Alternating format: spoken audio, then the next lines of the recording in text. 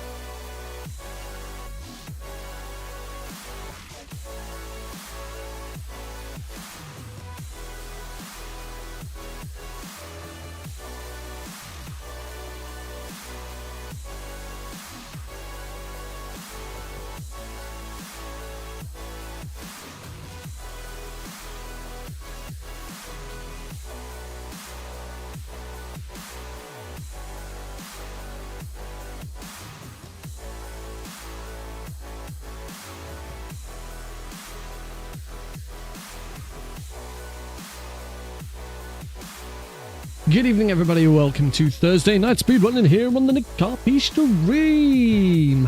Apologies for being a little bit late getting started tonight. Daddy duty. Daddy duty. I shouldn't say it like that. I'm my son. Yeah, we're back in Russia. We're back in the 60s. It's MGS3 again. Remember? I used to run this like all the time.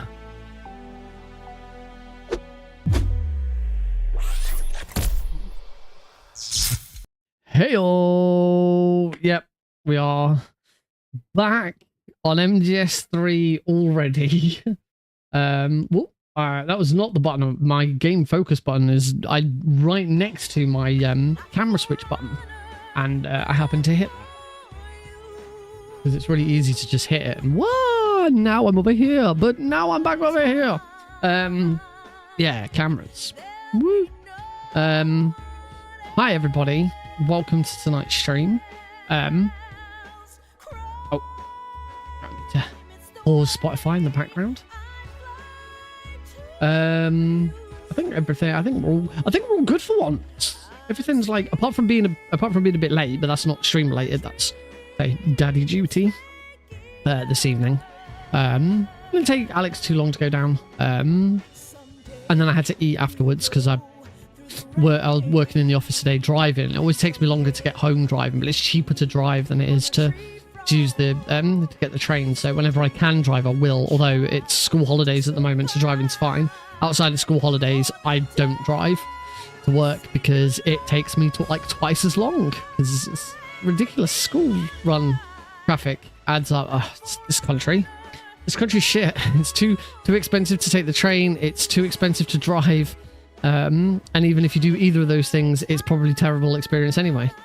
So woo! Anyway, today's stream, obviously we are, as I've said already, and you can already see down there, we are now on to Metal Gear Solid 3 again. Wahoo! It doesn't seem that long ago I was on Metal Gear Solid. In fact, actually, if I can, because YouTube's really handy for this, I can go back through my live YouTube broadcasts and see exactly how long it's been since I last played Metal Gear Solid 3 on the channel. Metal Gear Solid 3. I did some Metal Gear Solid 3 European Extreme Keratin practice for Preventathon, SGDQ, because I was on backup, and Power Up with Pride, and that was 2 months ago. It's actually been it doesn't feel like it. It feels like it was only a few weeks ago, but apparently it's been 2 months since. Actually, it's been 3 weeks. 2 months ago was the last dedicated MGS3 stream. 3 weeks ago, I did the trilogy speedrun, which included Metal Gear Solid 3. So it's actually been 3 weeks. It's not been 2 months. It's been 2 months since the last time I actually dedicated time to purely MGS3. And then there was a lot of MGS3 before that. There's a lot of MGS3. Woo! What is the goal here? Is probably a good question to ask. With MGS2, the goal was to get sub 105.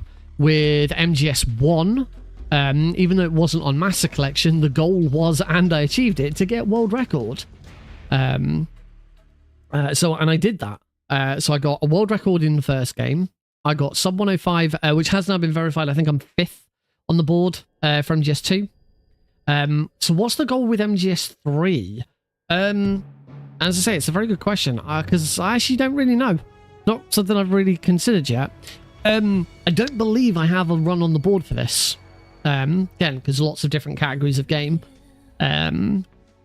The PC version of the PC version of Metal Gear Solid 3 HD, which is what we're playing. I am 7th on the board for European Extreme out of 7. Not a very good time. But very easy. I actually don't have a run on the board. Suave Beardson has a run on the board, and I do always like to look out for a rival time. So that might be the challenge. The challenge might be to beat Suave Beardson's time of 105.49. I think certainly, again, to be somewhat competitive. Oh, one of my websites is disconnected. Don't know why. To be somewhat competitive, a sub 105 is kind of needed again. We're on the same as MGS2, sub 105. The world record is a 103.01. After that, everyone else is everyone else who's sort of up there in the sort of top range is a 104 something. Second to sixth place are all 104, starting at 104.01, ending with 104.54. You've then got Swab Beards and a few places away, 105.49. So in the immediacy, a sub 106, trying to beat Swab Beardson would sort of be the immediate goal. But then after that, sub 105 again. So same as MGS2 really. Sub 105 is kind of the order of the day. And everything's just struggling. The moment I do anything on my computer at the moment, everything seems to slow down a little bit. I don't know what's causing it. Does not bode well for the trilogy speedrun, where I may have to have 3 games open all at the same time. Hopefully it's stable. I don't know. The thing with it all the time is I don't actually know if it affects the stream. But yeah, it's something I need to. Let me. I really actually need to look into this.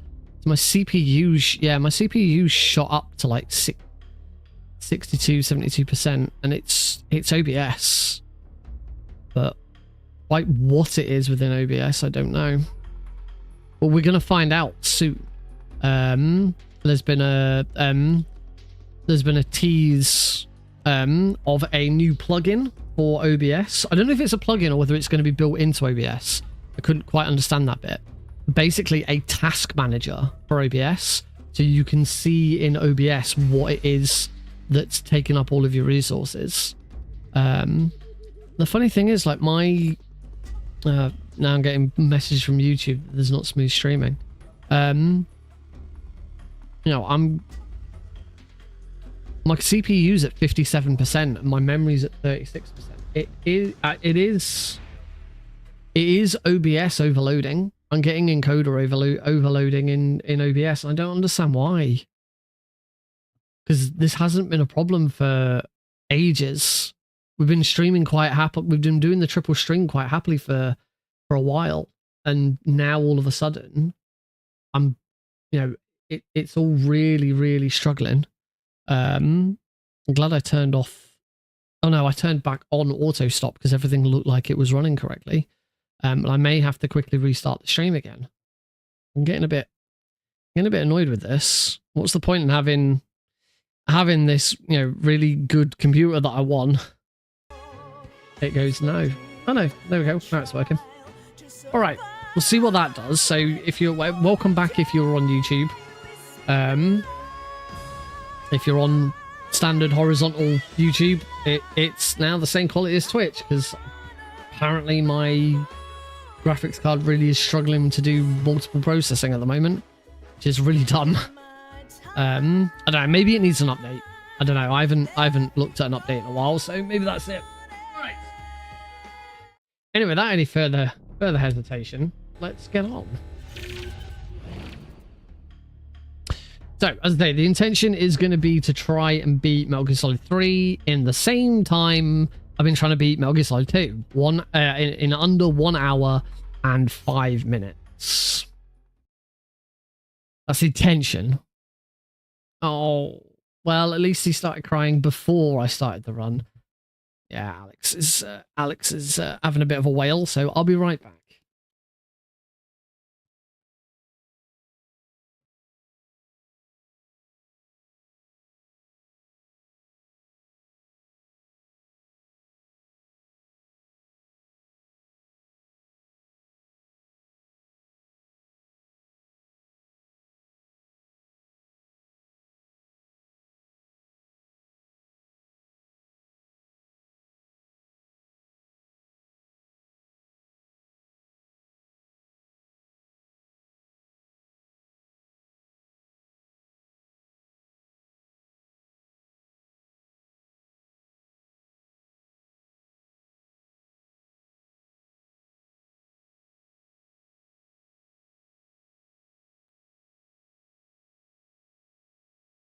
Yeah, poor little man. Also, I just realised I want to just push this bed back. Never mind. I thought that was going to be easier than. Yeah, I thought that was going to be easier than it was. Never mind. Cool. Luckily, Alex is fine. He just broke out. He does this all the time. He'll wake up all of a sudden. He hasn't got his dummy in. He had all of his like, you know, his nightlight and mobile have switched off. So he wakes up in the dark, no soothing stuff, and he's lost his dummy. It's like, so it's just immediately a bit like me when I drop everything in the game I'm playing. Cool. Jack, I've got some important news. I did that. There we go. Cool. I did that just to make sure turbo is working, which it is. My turbo for MGS3 is different from my turbo in MGS2. Instead of it being a toggle, it's just hold and then hold X, and that's it. It's just that and X. Metal Gear Solid 1's different. It's hold that. It's X and circle. And Metal Gear Solid 2 is different because this becomes a toggle and it toggles all 4 face buttons. So it should be good. All right. Going to options. I shouldn't actually have to do this, but we'll do it anyway, just to be on the safe side. How loud is the game? Because that should do. I changed the audio level for when I was doing marathons, because the audio level was too high. I couldn't hear Discord over the game. Anyway, nothing else there needs to change.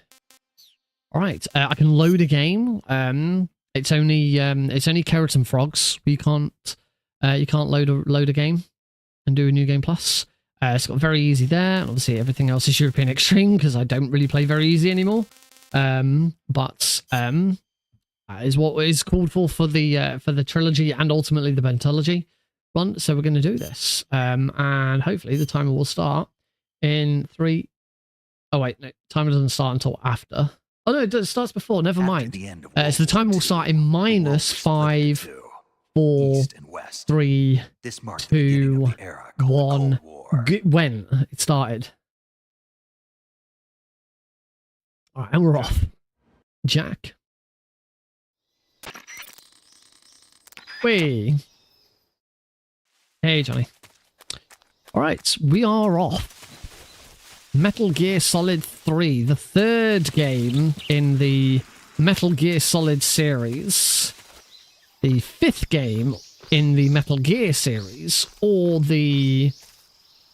if you're counting non-canon games, the 6th game? 7th game? Depends if you count Twin Snakes as a separate game.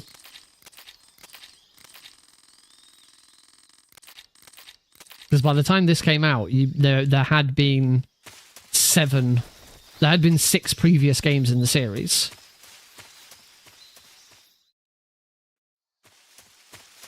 Should we go through them? Should we say what they all were? Let's say what they all were. Metal Gear, Snake's Revenge, Metal Gear 2 Solid Snake, Metal Gear Solid 2, and then Metal Gear Solid 3. That's, of course, if you don't count Metal Gear Solid VR missions as its own separate game, which you shouldn't, because it's not. VR missions may be on a separate disc, but it's DLC. It's an expansion. I see it as an expansion. Must resist any temptation. Ghost Babel? Yeah, Ghost Babel. You're right, actually. Ghost Babel had come out before 3. Ghost Babel, I believe, came out just before 2. Because Raiden was mentioned in Ghost Babel. Yep. So yeah, actually 8. This is the 8th game. 8th game in the Metal Gear series. Even though it's called Metal Gear Solid 3.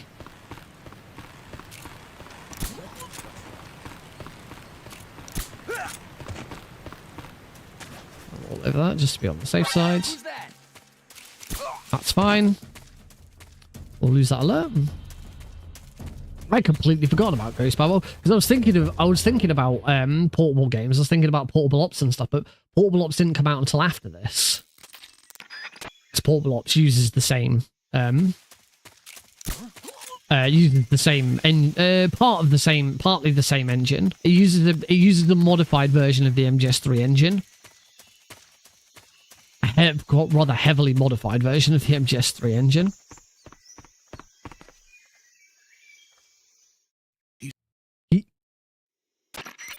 Right, now it's time for us to save Sokolov. I said a minute ago, when I was talking about goals for this run, that my goal was going to be sub 105. Yeah, my goal was going to be sub 105, and a sub 104 would be like at least competitive on the leaderboards. According to Live Split, I already have a 103.22 on this game. Like, why have I not uploaded a run and submitted this? What's going on?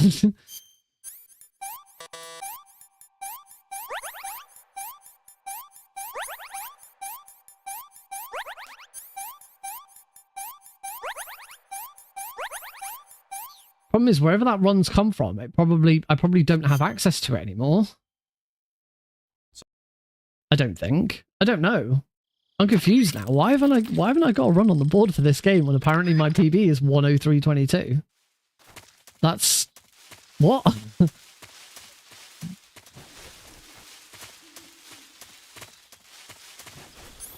I'm very confused.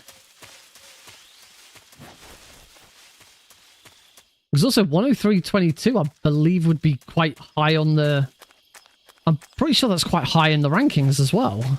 It's like third or something. But I don't locally record. I don't locally record, but I do. I do have YouTube. Because obviously Twitch VODs don't last very long. But YouTube VODs last ages. What's wrong? Huh? Kind of screwed that up.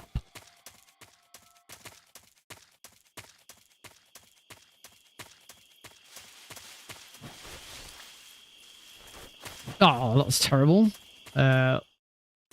Also, yeah, I've got like an extra split there.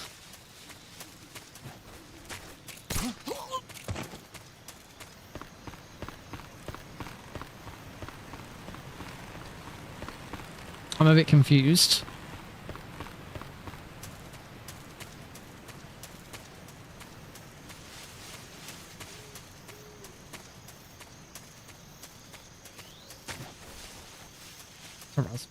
I must have like just done.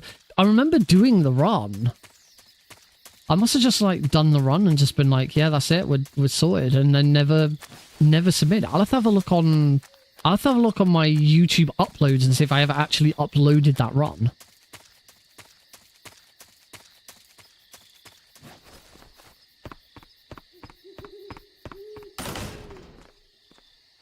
I say that's a fairly decent run.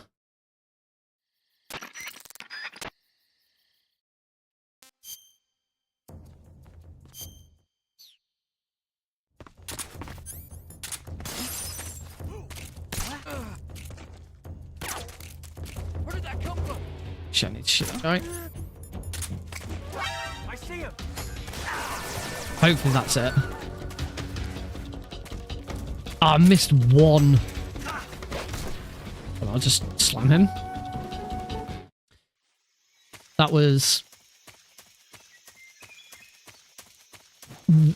Where is this run? Why have I got a second place run that I've never submitted to the leaderboards? What the frick?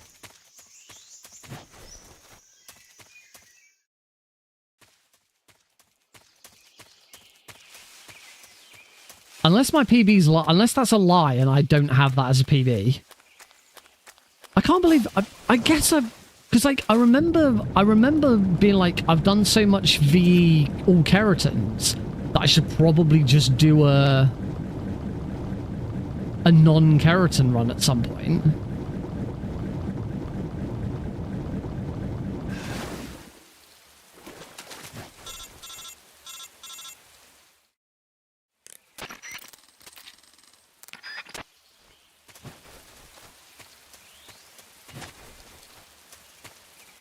But yeah, to 21 seconds behind world record. Why have I not got that on the boards?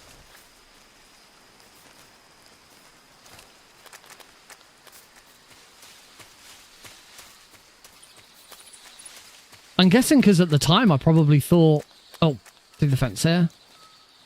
I'm guessing it's probably because at the time I thought, oh, I don't need to. There's no point in putting this on the boards. It's probably not that very good. It's probably not very good. You know, it was just. I might as well do it because I've done so much keratin. I should be all right at this. And I never really thought about it.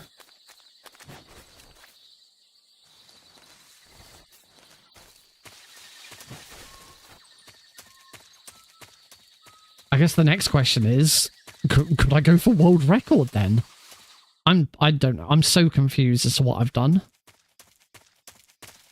I need to go back through. I need to go and have a look on YouTube and see if I ever uploaded that run. Maybe I uploaded it and I just never never submitted it to speedrun.com.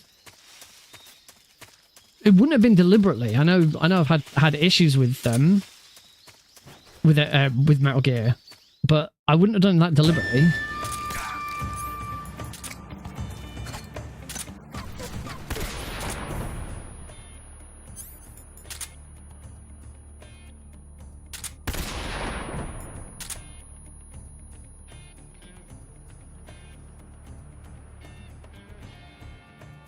Screwed this up. Not bad, eh? I screwed this up because I'm sort of half remembering between European Extreme and I didn't shoot him in the head once until the very end.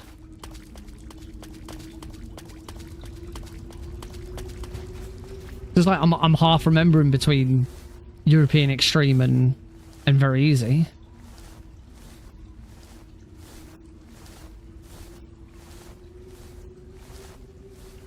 Whilst we're just in a low crawling section. That's YouTube Studio. Content. Where's my last MGS3 up? There's a... Oh, keep an eye on where I'm crawling. European Extreme. Oh shit. Stand up.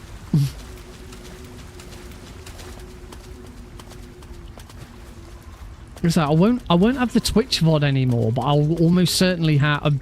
I'm almost certain it would have been when I was streaming on YouTube as well, so I'll still have that. The only thing with YouTube VODs is you can't trim them as a separate video. You can take a VOD and trim it down, but you can't take a VOD. You can't take a say. It's not on Twitch. They're highlights. Do I want smoke grenades? No, we just use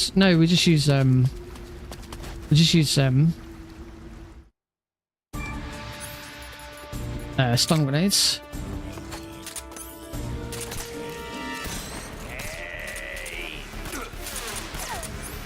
Also, I don't know why, again, I'm getting confused between them.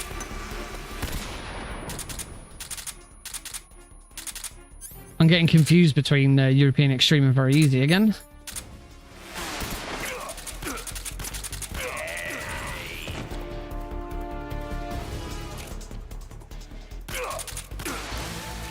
Cool, that's phase one. That was terrible phase one.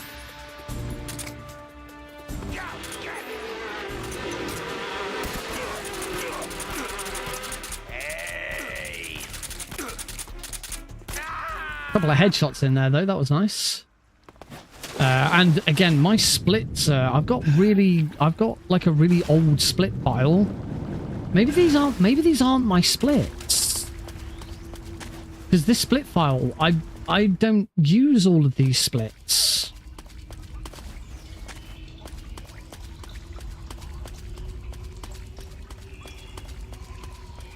Oh, this run's already terrible, so I'm not too worried about it.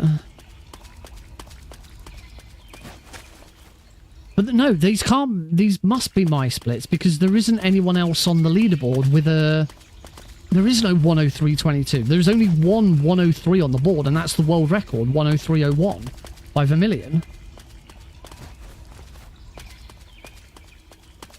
But why would I have a... I don't understand why I'd have a 103 with these... with these splits, because I don't... Like, I don't do Pain Phase 2. I don't do... I don't do Meet the Boss. Unless, like, I did this when I first started running the game. I don't know. I'm so confused. What have I done? I've done something stupid.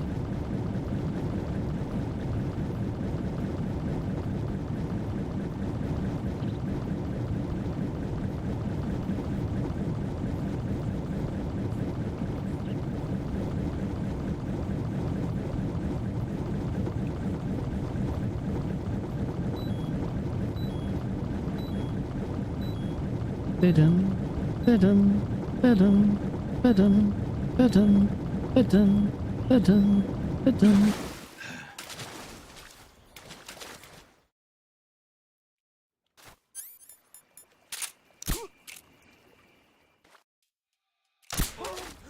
HQ response. This is HQ. I just got that slightly wrong. You're not supposed to shoot that first guard. I didn't need to shoot him. Because actually the support unit's probably going to get in here quicker now. Yeah. Oh, what? That was weird. Oh well, I'm through. Bum, bum, ba ba ba ba bum bum bum. Bum, ba ba ba ba bum bum bum. Bum. Grab cardboard box A. That's why we don't grab that's why we don't get the cardboard box A from earlier. Because we don't need it earlier. Just gonna grab it there. Ding ding. And special roll on this card. Snake's hitbox is ridiculous. And roll.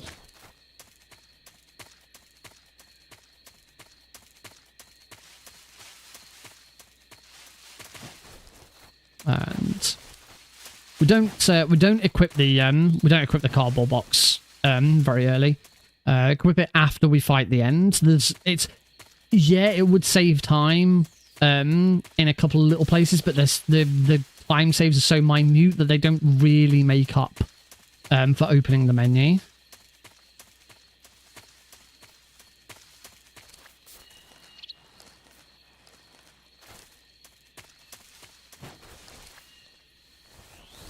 Use the D-pad to crawl through there. Say goodbye to that in Delta.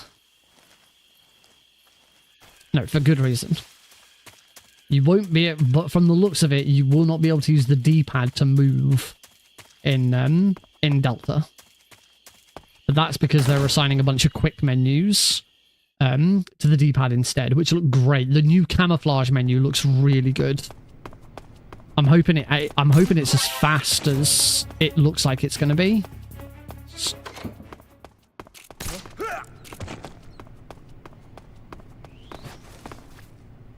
The more I see of Delta, the more I like.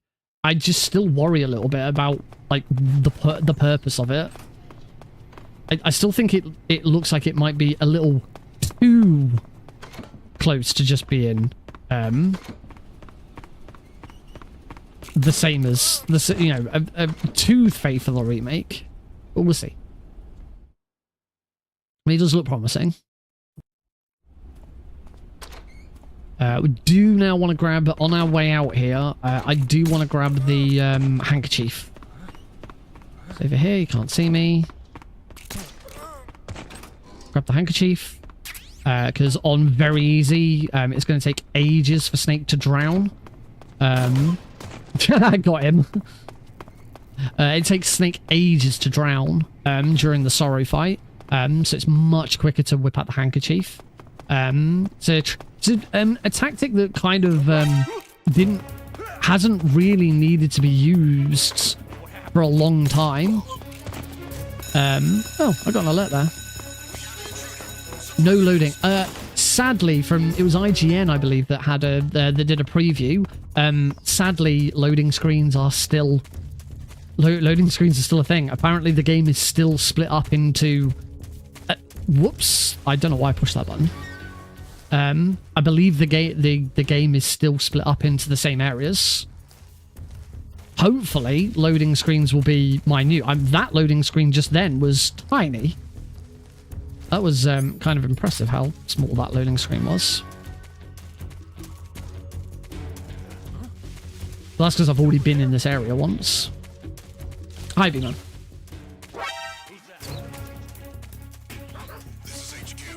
All right, into the fair.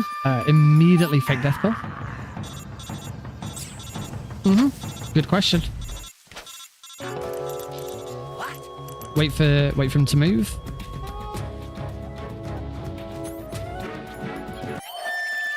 Wasn't dead after all.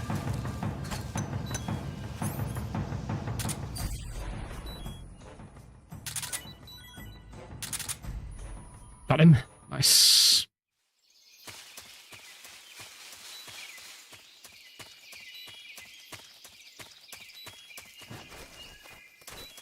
Yeah, I think the problem with of whether people play the new one or the glow up, the remake, is whether the remake is enough of a change. I think the thing that it's got going for it is it is going to have all new controls and a new system. It's just everything else about it looks like it's it's exactly the same locations, exactly the same. I'm hoping at least the keratin frogs are in different locations. Although there was some screenshots that suggest there are no keratin frogs anymore. Only suggest that there aren't any keratin frogs. Looks like they've been replaced by geckos. To the little the little duck equivalent of the keratin frogs. So instead of wacka wacka, we're gonna have gaga. Lady Gaga. No, just Gag. Gaga. Gaga. We're going to need a whole new emote, guys. Be prepared. Be prepared. If there's no frogs and it's geckos, I've got a whole new commission, to do to get a gecko. And it looks like the geckos dress up. Certainly the one in the screenshot, the gecko was wearing what looked like a bit of a ghillie suit. It was certainly in camouflage. So that would be really cool if that's a thing. Shoot that guy. There is no guy here. Stun grenades on previous. Have I only got two stun? Why have I only got 2 stun grenades? I'm supposed to have 3 stun grenades. Why have I only got 2 stun grenades? I used one too many stun grenades on the I used one too many stun grenades on the pain. Night. I walked the wrong way for that.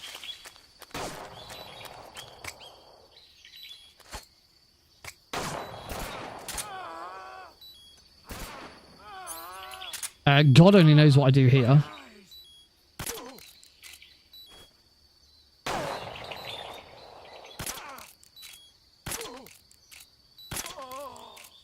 I follow him. Oh, of course he went. Oh, I was so hoping I was going to get some RNG and he was going to go, did he shoot me in the ear? You can see the tranquilizer bullet hanging out of Snake's left ear. It looks like Snake's got a piercing.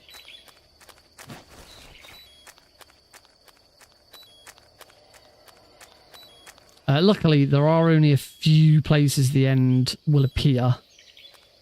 So hopefully I can find him. Thanks, keratin frogs. That came from behind me. It's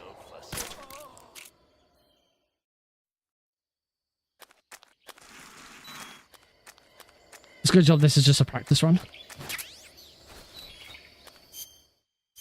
Oh god, I hope... Where am I going? I hope we don't have...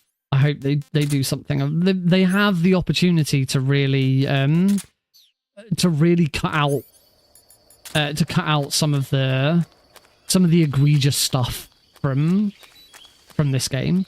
I mean, you've only got to look at Twin Snakes, because Twin Snakes is kind of really the only remake that Metal Gear Solid's had. If I'm not mistaken. I mean, we've had ports, but actually Twin Snakes is... Oh no, I'm not making that up, am I? Because I wouldn't call Snakey a 3D a remake. Because it's not the... That's the thing, it's not the same game. Snakey a 3D on the 3DS is not the same game. It's not just a port of Snakey. It's Snakey a remade in the Peace Walker engine. So actually, it's Snakey a remade in the Peace Walker engine, in the same way that Twin Snakes is Metal Gear Solid 1 remade in the MGS2 engine, but it is a remake. It's, you know, everything about it is different. The way the game plays and all of that, and the, you know, environments, stuff like that. Snake Eater 3D it's still Snake Eater. It's still exactly the same game. It's just Snake and his control scheme are based on Peace Walker, and that's it. It's just dropping in the Peace Walker control scheme into Snake Eater, and there's no other difference. Really, obviously 3D camera, frame rate, Yoshis instead of Keratons, but apart from that, it's still fundamentally the same game, even in Silent. The Metal Gear ports on MGS3. Oh, yeah, they're just ports. They're not remakes. So yeah, Twin Snakes is the only remake we've ever had. I think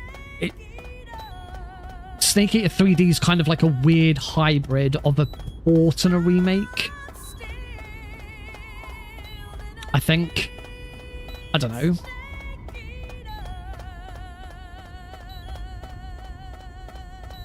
Was hoping for an Angel Heal there, but not gonna get one. Angel Heal is easier if you've got the easy gun out. I can't get through the door. The cardboard bog. They don't have Sean Connery. Oh no, the PS2 ports did have a couple of changes. They update. The main one is as B-Man's alluding to there. They redid a lot of the sprites for the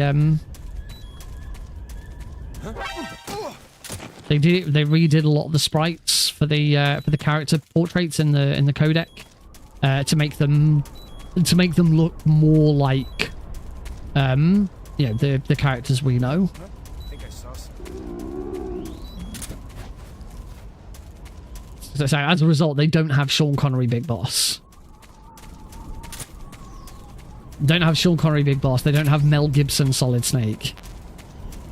I think I still want those stun grenades.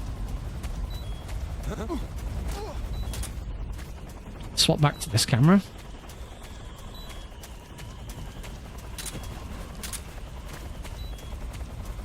Am I going to heal?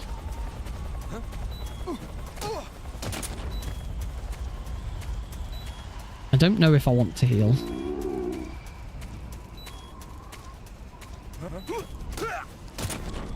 A travesty. You just imagine if Big Boss turned up at you know, the end of MGS4 and it was just Sean Connery.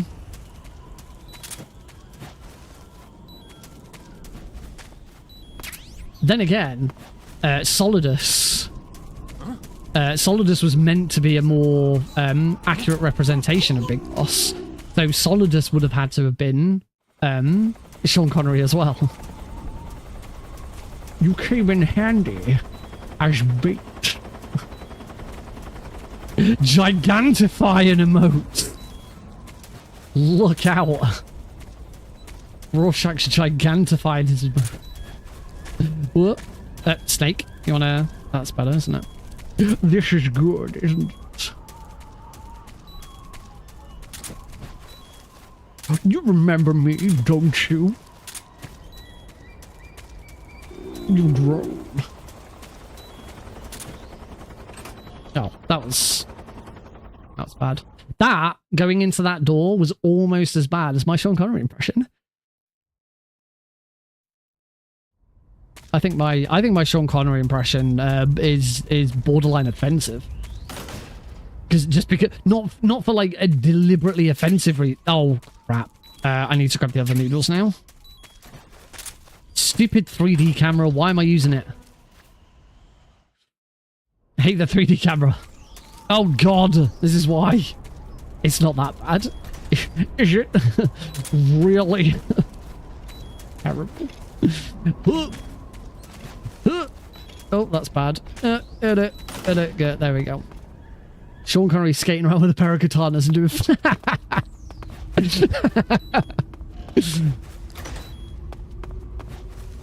Good work, Jack. But this is where it gets interesting. Yeah. Oh dear, I'm going. Charlotte. My name is Charlotte. Charlotte. Charlotte.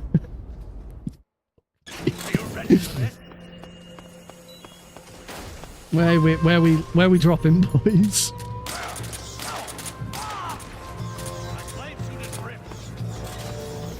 Oh shit.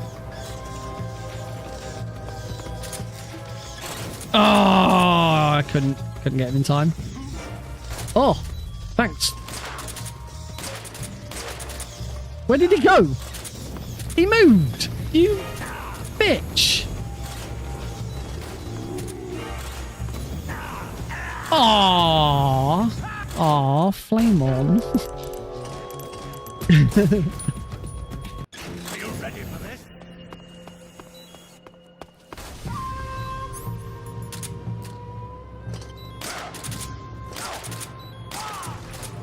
My flame suit is ripped.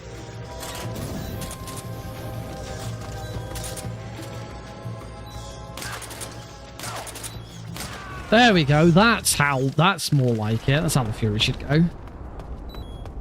Charlotte Connery. They got my eye.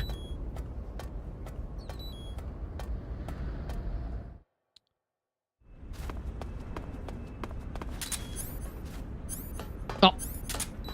Yeah, it's really good doing the quick change to the easy gun, if you can do it.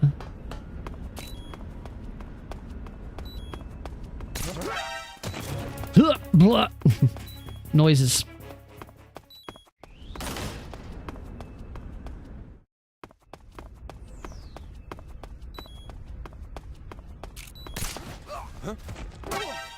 Okay. That is not how I was expecting that to go down.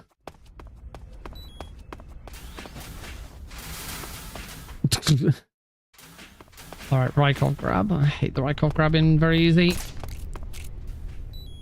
What? Ah, no. Reset. I swear, Rykov grab is easier in European Extreme than it is in Very Easy. Believe so. We talked about that a little while ago, didn't we? Got him. Unfortunately, getting him is the bad. You don't want to shoot him. You want to hit the railing next to him, because by hitting the railing next to him, it causes him to run back to the alarm point, and you can grab him there, and it's just a little bit quicker.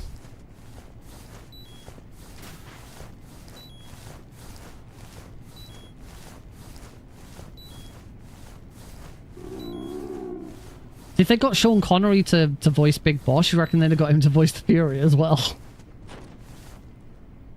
Are you ready for this?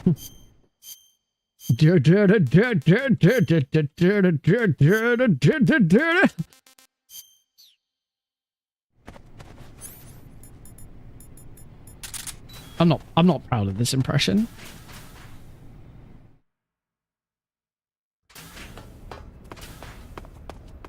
Very dishonorable to a beloved and deceased actor. My flame shoot was ripped. Should we do that slide one more time? Wee bump. Sir, Did he feel fury?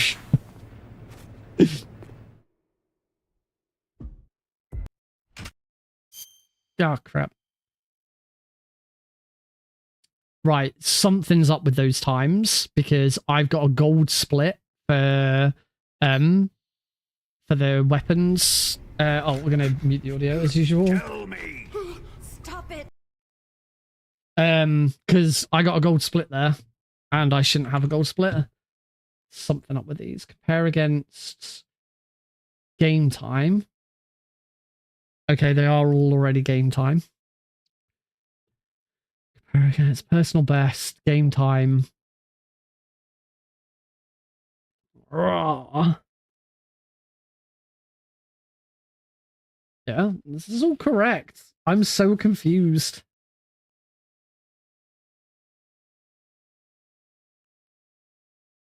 Like I said, I've also got splits that shouldn't be here. I think I can edit splits on the fly, can't I? Right, I want to delete meet the boss. No, you can't delete and move splits around whilst the timer's running. Right, whilst I'm waiting. YouTube Studio. Content. Right. Where's all my Metal Gear Solid 3 runs? Where's my big, long... This is when I played Metal Gear Solid 3 for ages. I didn't upload anything. Baby. Baby. I did not upload... I barely uploaded any of my MGS3 runs.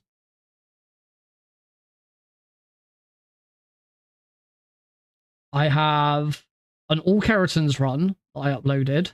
I have my European Extreme run. I have a European Extreme All Keratons, another European Extreme All Keratons, and an All Keratons Very Easy again. I never actually uploaded a Very Easy any percent run.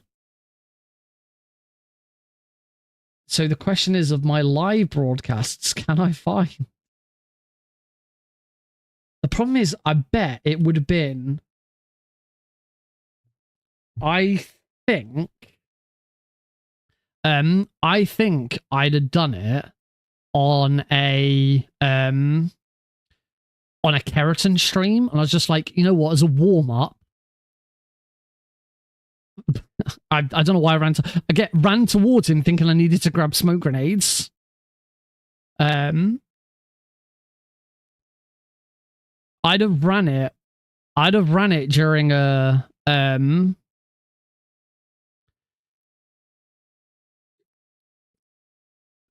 at the start of an MGS of a Keratin practice. I was like, right, we're going to do a warm up of just any percent, and then we'll do Keratins. So I bet I can't even find the live broadcast where I did that run. I have one chance. Without going through all of my runs to try and find it, I have one chance. I'm pretty sure... Well, what I can do is if I don't save my splits, I can look at the last time these splits were saved, and that'll give me the date of the run.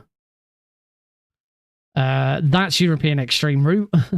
You're not supposed to go under that first one. You're supposed to go under only under one. So yeah, that'd be the thing to do. Go check when this split file was last saved. And that'll tell me, hopefully that would tell me when I did this run. Casual leg break. And it'll also tell me whether it is actually what I don't believe. I'm struggling to believe that I got 103.22. That doesn't sound like me. I'm good at MGS3, but I don't think I'm 21 seconds off world record good. The only records I've ever had in MGS3 is because no one else really runs the category. Keratin's Very Easy. It's a bit of an exception. Other people have ran the category. There's just like none of the really big major MGS3 runners that are actually good at this game have run it.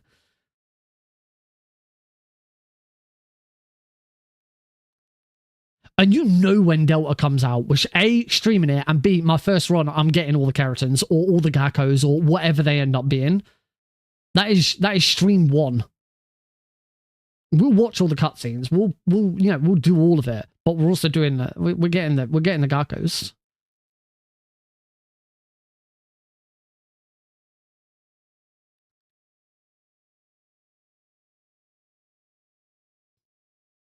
And if that doesn't sound like something you want to see, I don't know what's wrong with you. Oh, this is wrong.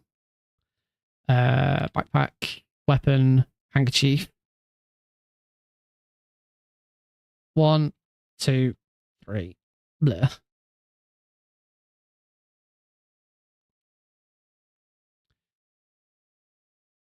There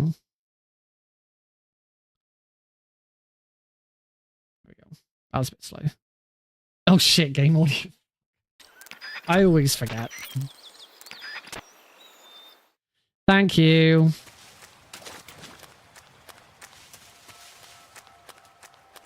Right, back for another run through the jungle. Running through the jungle, climbing up a tree. See a big orangutan staring down at me. Swim across the river. That might have been the best movement across that log I've ever had. That was great. Apparently, my good luck for that log is to sing the Tiger Club theme whilst I'm doing it. How's that not a gold split? What? That's crazy. I don't understand how that's not a gold split. That was an amazing split. Swim across the river, crocodiles and sea. There's so much fun here for you and me because we're chasing the tigers, we're chasing the cheetahs, chasing the lions and big alligator. I can't remember the rest now.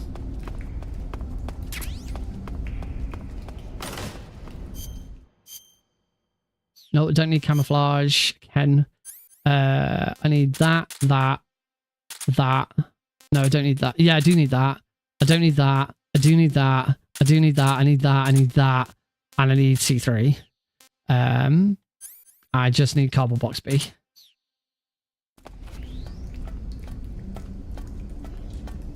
All those cats and no ocelots. Sadly not.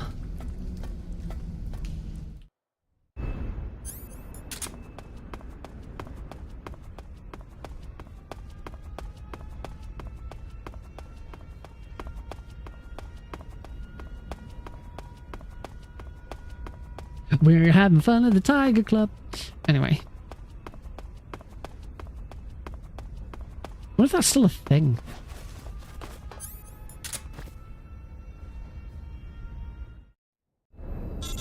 How did I get a gold split on that split? Am I like... No, I was like, am I split? Like, I'm on the wrong split or something. Nope. Don't know. Maybe it's because I usually... I reckon it's because I usually do...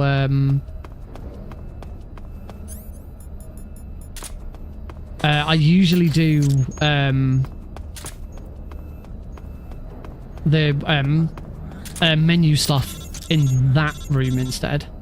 It is MGS3 and Knuckles time. Except not really, because it's... Because not Keratin Run. We're going to say hello to Knuckles. Smack. Hey, Knuckles. Oh my god! Knuckles, that's reminded me. Remember on Tuesday how so much stuff happened on Tuesday? It was an insane stream. Oh my god. We're gonna just slam you. I'm just gonna grab this SVD and just bang you in the head a couple of times. And then we're going to roll forwards.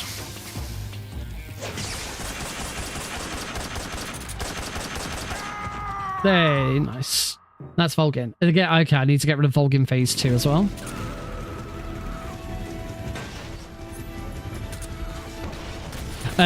Yeah, remember how like on Tuesday's stream it was absolutely crazy? We got that massive 700 650 viewer raid from Jag, and then later on we got a 200 odd viewer raid from the Punchy. Like, like Jag, I could get like Jag's number surprised me, but Jag's raiding me didn't surprise me because I've been raided by Jag before. Jaguar King does have a tendency to raid other MGS streamers a lot. He's an MGS streamer, that's what he does. The stream from the Punchy was like way out of left field. Like I love that guy's videos. I started designing a speedrun video series. I do want to go back and do it at some point. I was going to do it whilst I was on paternity leave. I just never got round to it. 'Cause, funnily enough, paternity leave took more out of me than I thought it was going to. Who'd have thought? Yeah, I still got plans to do it, but Punchy's videos were a bit of an influence on the direction of that. And if you've not seen it before, Punchy has a very, very good video on how to get into GDQ. I say how to get into GDQ. It's less that. It's advice on submitting to GDQ. It talks about what the committee look for and what they're going to be looking at, and what things that are going to get you good chances of getting in. I watched his video and I then submitted to GDQ and I got in. To be fair, that wasn't really because of his video. That was because Twin Snakes was just so well timed. I got very, very lucky getting into GDQ. It was just the exact right time for Twin Snakes to be shown at GDQ. Oh yeah, I'm a split behind, aren't I? We should just skip that split even. You need to take all of these guards out. Anyway, the raids aside, and then at the end of it all, I still had 97 viewers left, and I raided one of my old uni mates, and it kind of caught him off guard a bit, and he like absolutely freaked out. It was like, oh my god. Oh, what's going on? Hello. He's like not used to that at all. It was great. I loved it. He's a fun guy. Sorrowless Joe. I talked about it on the channel before. Nice. Nice. Anyway, in all of the fun that we had on Tuesday's stream, one thing that we didn't talk about? We completely forgot to talk about the trailer for Sonic 3.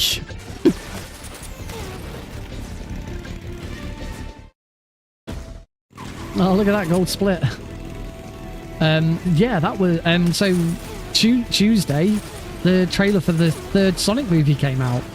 And whilst I don't speedrun them and I don't really stream the games, I have done some Sonic streams before, and I say I don't speedrun them. I have speedrun I did speedrun Sonic Generations. It was Sonic Generations was actually the second game I ever learned to speedrun. I say learn, I just tried to run through the games as quickly as possible. I didn't learn strategies and stuff like that. Also, this is going back 10 years, at least. So, it wasn't, the speedrunning scene wasn't as big back then. I did go back and learn it a couple of years ago again, but I didn't really enjoy it. I wasn't very good at it. Having said that, Sonic X Shadow Generations looks fantastic, and if I really enjoy it, then maybe I'll look at speedrunning it again. I may even stream a playthrough of Sonic and Shadow Generations, because Sonic Generations is my favorite. Sonic Generations is my favorite 3D Sonic game. Sonic 3 and Knuckles is my favorite 2D Sonic game. I'd put Sonic 3 and Knuckles in my top 10 of all time. Right, we need to do some damage to the Shagger Hut now.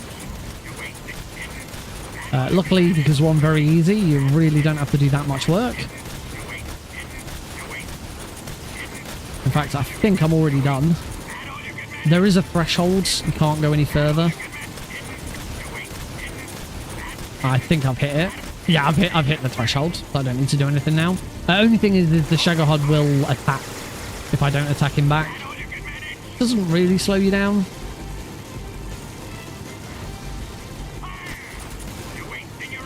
But it's worth just not getting into attack here.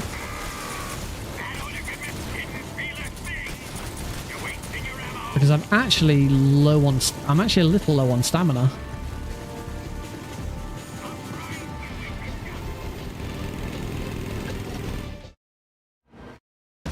I planted one seed recharge. You'll now notice I'm actually Keep your aim steady. I actually Keep your aim steady. trembling a little bit. Let it come closer. Keep your aim steady. Keep your aim steady.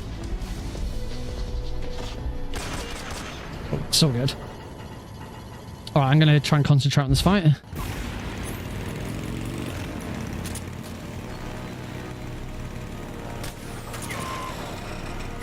Even with the aiming, I still got that right. Wait for the squeal of the tires.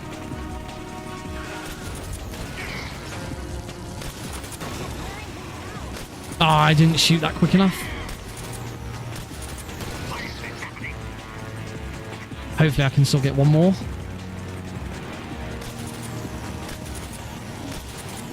Oh, bad. No, Eva, why have you turned round?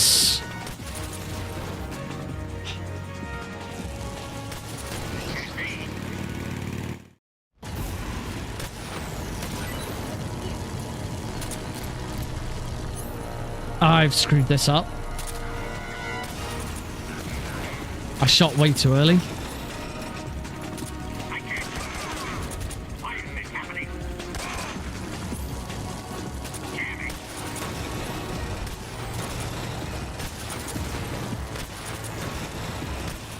Oh my god, were you... Is it ever gonna?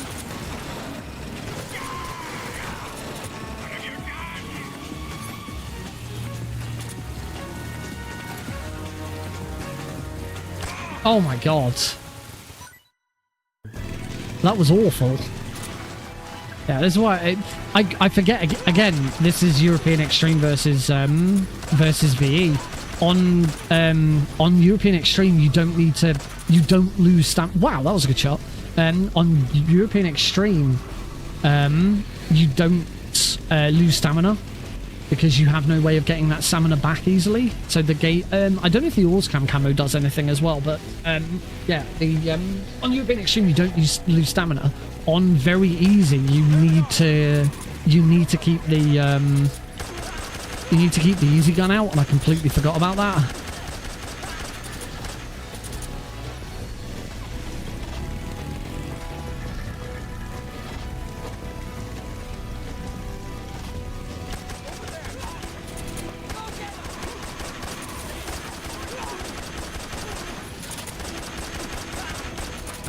Anyway, as we're on the relatively boring bike chase, Sonic 3 trailer, right? Let's actually talk about it. What did everybody think? Is everyone super excited? Did anyone think it was crap? Has anyone not watched it and therefore wants to go and watch it right now, so that they don't get anything spoiled? Because I want to talk about it, because I unsurprisingly loved it. I'm sure it's no big surprise that I loved it. I thought it looks great.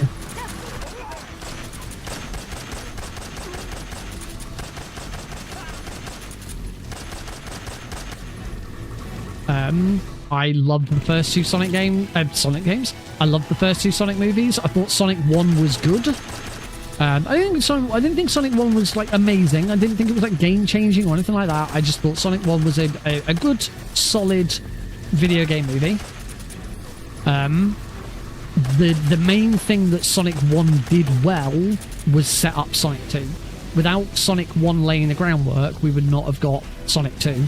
and I thought Sonic 2 was fantastic. I honestly believe Sonic 2 is one of the best. Well, I'm not sure I'd say the best, but for me, Sonic 2 is definitely up there as one of the best video game movies.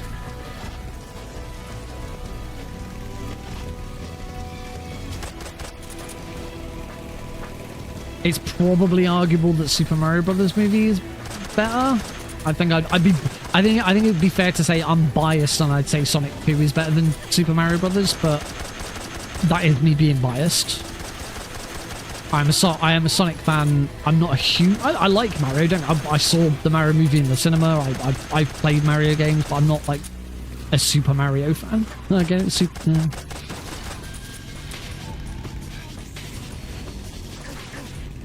So yeah, as I say, my bias would say that Sonic 2 is better.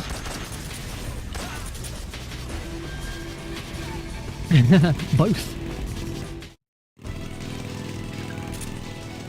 Yeah, that's probably a good way of putting it. Sonic 1 walked so that Sonic 2 could run. Right, I need to get the easy gun out because I'm slowly losing stamina. I don't want to be out of stamina for the boss, because that's a horrible fight. Actually, no, it's not, because I'll be using the easy gun. You don't use the Mosin Nagant for the boss. Wait, do I even need to get the Mosin Nagant out in Berry? I don't think I use it. We use the easy gun against the boss.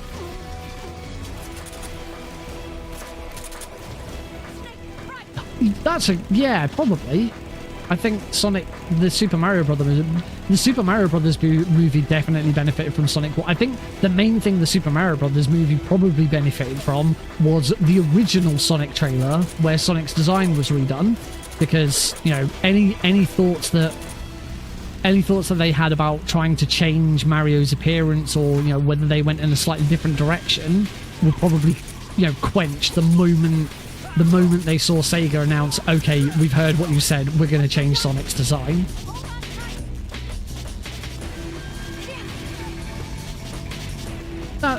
Yeah, probably. It is good that the two movies do go in quite different directions.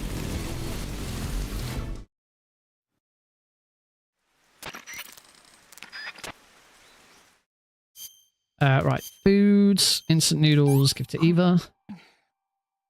Let me have some more.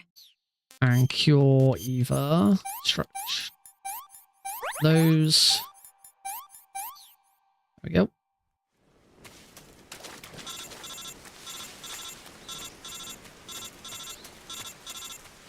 Let's go for a run. Oh, that's not funny. That's not different. And that's different. Yeah, I thought the noodles. I thought the Sonic 3 trailer looked really good.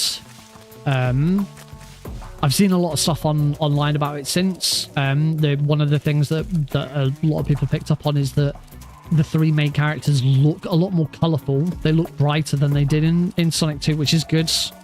You know, they are colourful characters. Let's keep them colourful. Shadow looks great.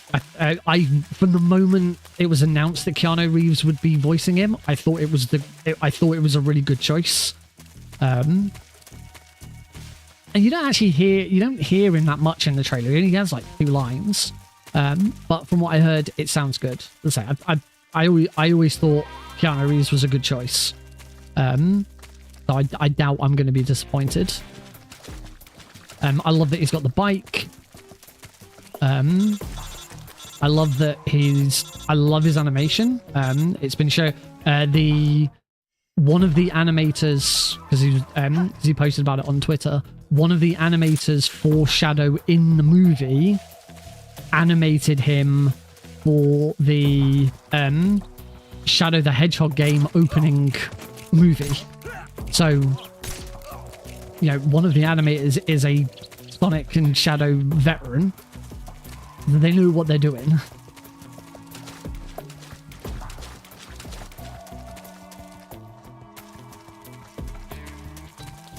I really like Shadow as a character. I think he's a really good character. And he's only gotten stronger as a character over the years. You know, I loved him in... Let's just take care of that guy. Take care of that guy. I loved him in...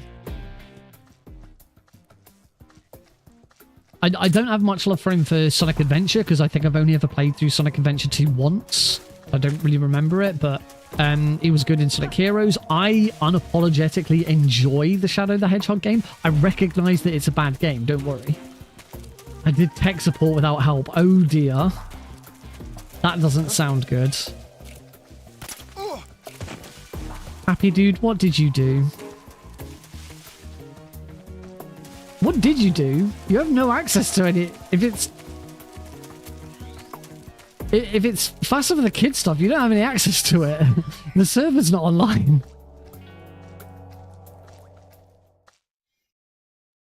All right, the boss. Let's see what you're made of.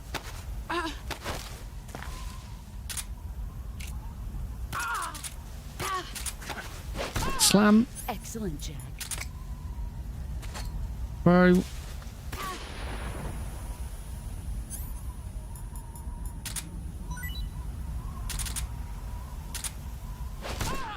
You're better than I remember.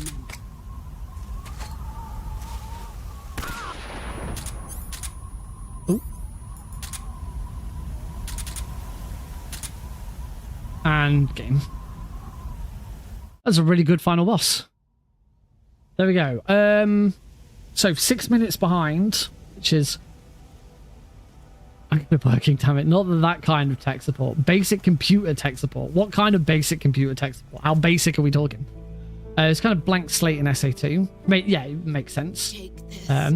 Edge turned out to be popular in the 2000s. Yeah, I think his character and the story of Shadow the Hedgehog is his character. Let's say his character in Shadow the Hedgehog is good. The story is a bit weird, and the gameplay is a bit off, but I still enjoy it. You know, Sonic Heroes, good. I actually really like the character in some of the other, like he was good in Sonic X. You don't see, I think he only makes like 2 appearances in Sonic Boom, the TV series. The Sonic Boom TV series is fantastic, by the way. Kill me now. You know, it will always be sort of tainted by the fact that the Sonic Boom Rise of Lyric video game was atrociously bad. I've never played it, but I know that it was atrocious. We've all seen the memes. We know it was atrociously bad. But the TV series is really good. Can highly recommend it. And Shadow appears a couple of times in that, and he's really good in that as well. And then I've also watched the first 2 seasons of Sonic Prime. Very good series. Cool. We're not gonna, by the way, I'm not gonna finish the game. Oh no, I don't. Oh, I can't pause it here. Damn it. I was hoping I'd be able to pause it and quit so we don't have to watch the credits. I don't want to watch the credits. Damn it, I should have paused before picking up the gun. Because now, of course, because of that, I don't get to keep the game open. I'll have to Alt F4 out the game. I don't get to keep the game open, and we keep the loading, you know, some of the game in memory. Right. So whilst we just play out this cutscene of Snake and... So what are you going to do now? Snake and What do you want me to do? Eva getting it on. Coming back to America. Can I have a quick look Go back. at my files? I've left America behind me. But you saved this country. Didn't do it Was alone. Fire and Ice any good? I think I played it. I think I might have played a demo for Rise of Lyric. And I But still that was owe it. you dinner. Right. Games. Metal Gear Solid. 3. Is that part of your Master mission too? Collection. All Keratin's very easy used PC. There we go. Last modified on the 5th of May. Is it an invitation? The 5th of May after midnight. So it would have been a 7th of May stream. Or a If I find my stream from the 7th of May.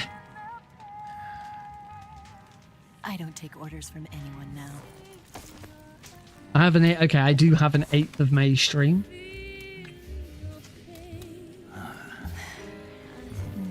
Maybe the date of the stream is the day it finished. Alright, let's have a look at this run. Smile for me. You're not the only one. Oh boy. Some hot and saucy action on the screen right now. I freaking of course I opened up the short stream. I don't want to see the oh, look at the short stream.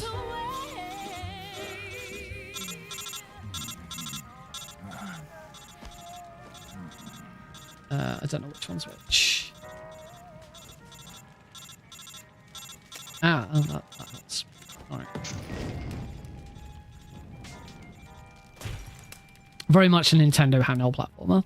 I remember playing, I played a demo of Sonic Lost World on the 3DS, and I think I liked it more than the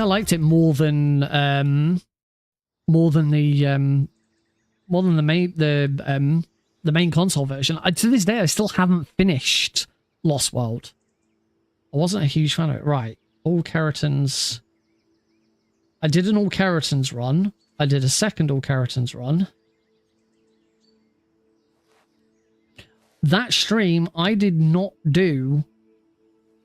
I did not do a very easy run. Scholars tell us that the first spy in history was the snake in the book. I didn't do a non-Keratin run that stream. It was Eve who was tempted by the snake in the Garden of Eden. But this time around, it was I who tempted the snake and got away with the forbidden fruit of knowledge. So what? I said the only thing I can think of then is that those splits come from the resources on speedrun.com. Master Collection PC Auto Splitter splits. MGS3 any % split file with subsplits. I don't use subsplits. I do use MGS3 any % splits.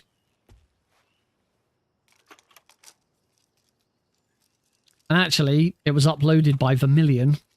As Vermilion's the world record holder, it would make sense if they were pre-filled out that they'd be a really decent time. Good morning, Snake. I hope you slept well. First of all, I have to apologize. I wasn't sent by Khrushchev. I'm not a KGB spy, and I never worked for the NSA. Yeah, you can't see it, but I have loaded it up onto a separate. I've loaded those splits up onto a separate live split, and they are a 103.22. Yeah, the millions times that he had on there are the 103.22. That they weren't a blank set splits, which means I actually need to completely erase these splits. She was lying all along. She was working for the Chinese. Clear times.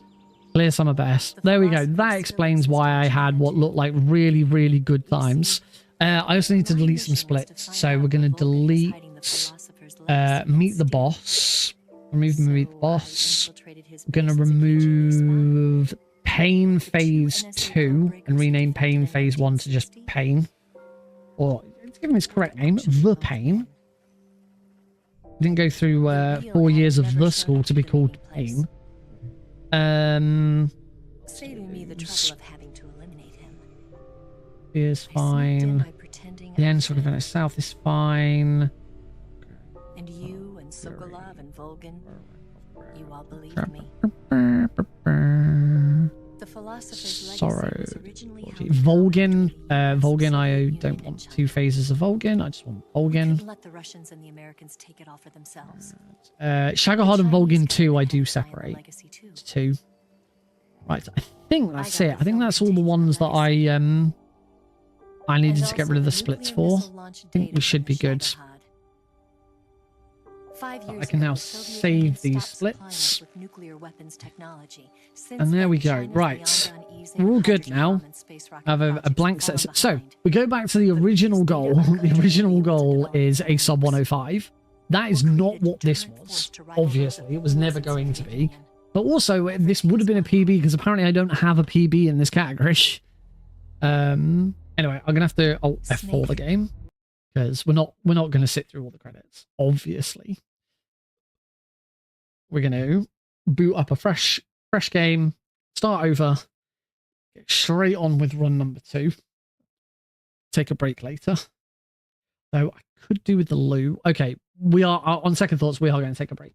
So go grab yourself a drink. Pop to the loo. I should grab myself a drink. I haven't got a drink. So that's another good reason to take a break. We'll be back after these short messages.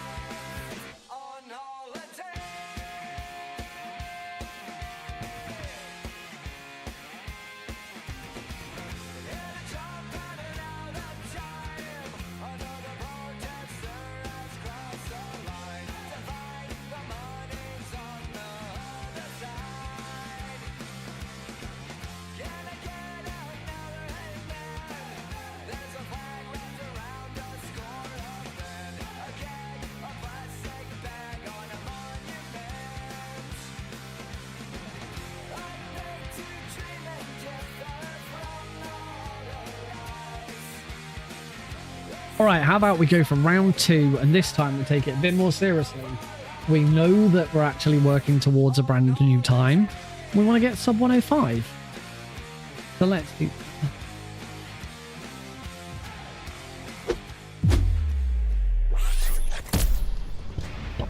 All right, welcome back, everybody. So we are gonna get on with run number 2, and hope that this run is a little bit better, because it kind of needs to be a little bit better, doesn't it? That run wasn't very good.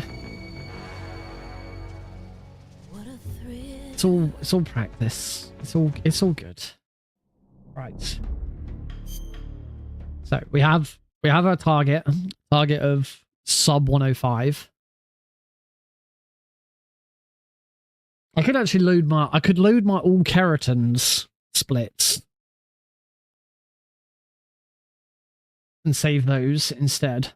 If I loaded my all keratin split, that would mean that my splits would be correct. The exact splits that we're using. The exact splits that I'm using would be correct. I think I've got them right now.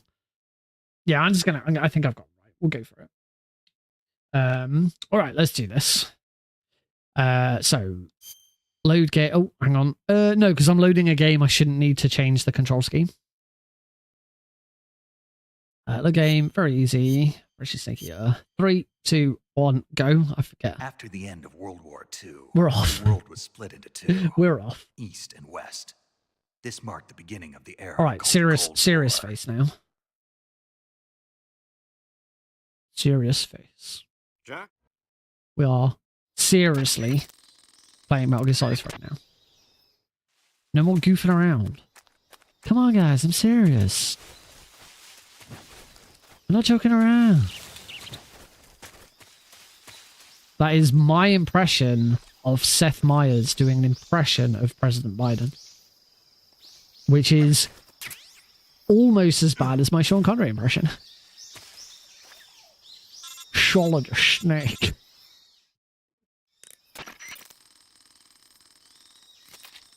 Shit.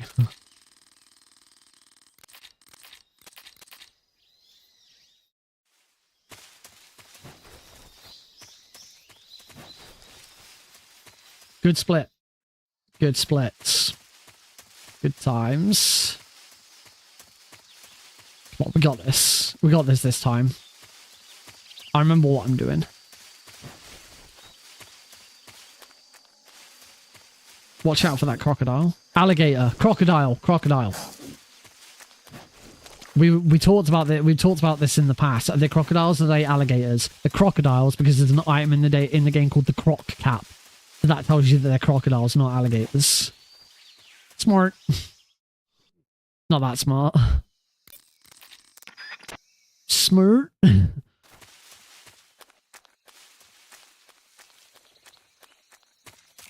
Kapow.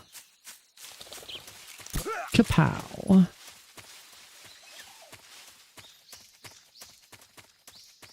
And there's it. Oh, and there's this dude. Kapow. Yeah, gold split. No, like, duh. Could be a lot of gold splits this run.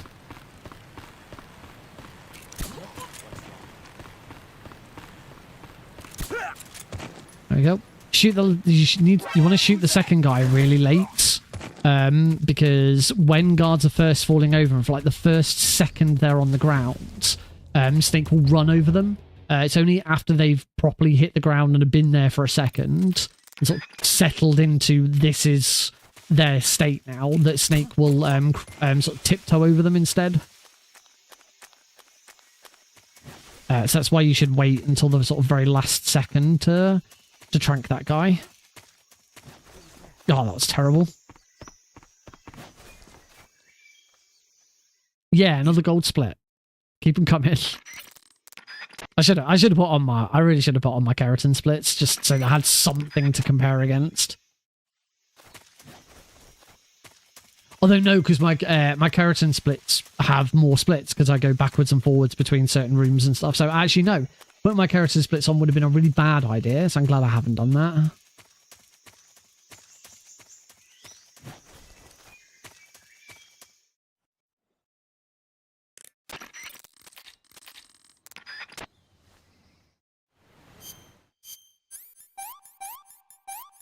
Place some trauma center.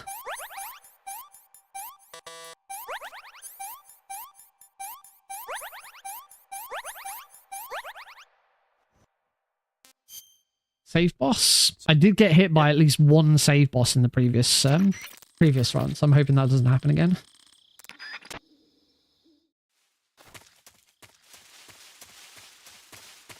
Yeah. Try and get my VE hat back on. So things like not swapping to the easy gun here. I swapped to the easy gun last run in that room. You don't need to. You do it in all keratins. To shoot the keratin that's there.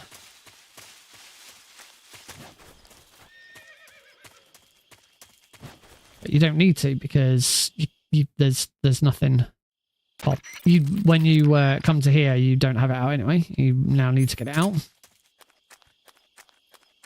Whip out your easy gun. Only whip out your easy gun in front of the guards. Never whip out your easy gun when there's no one around. That's not easy.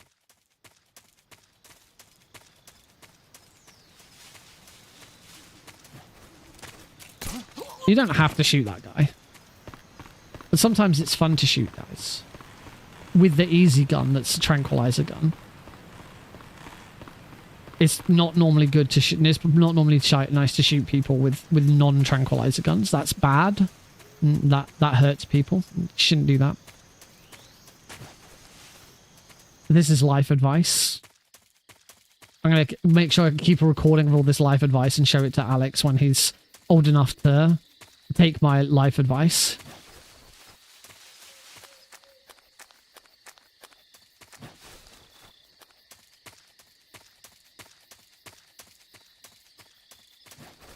That still wasn't a great roll. Can't quite get the angle on that roll right. Right, into the Ocelot fight. Sorry, Ocelot unit fight. We roll outside. Oh, balls.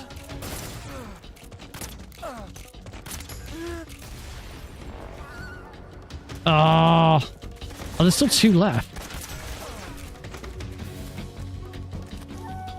Yeah, I screwed this up. Don't know if you can get the last... Yes, I can. I wasn't sure if you could get the last guard without climbing on the roof, but yes, you can. I whipped my guard out in front of the easy... Oh... Omnitunes, that's the opposite. That's not what we wanted you to do. Put that guard down. Put that guard away. That wasn't the best fight. I got too close to that first guard.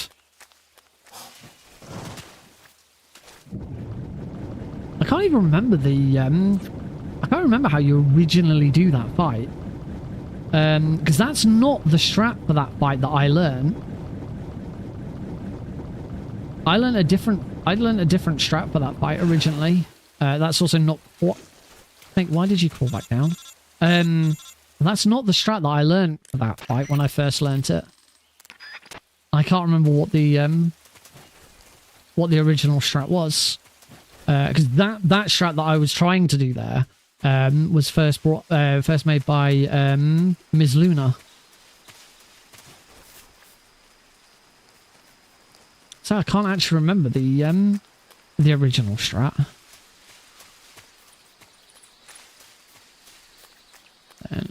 Oh, yeah, that scared the shit out of me.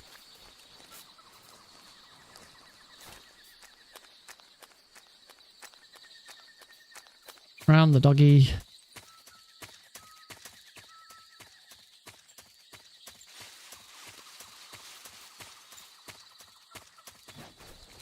Okay, thanks for that, snake. That was a really weird roll.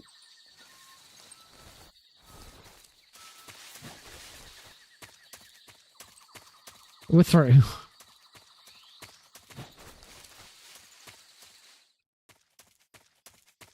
Now, here's hoping I can do the Ocelot fight correctly. I didn't go for any headshots last run. That's where I went wrong. That's why it took forever.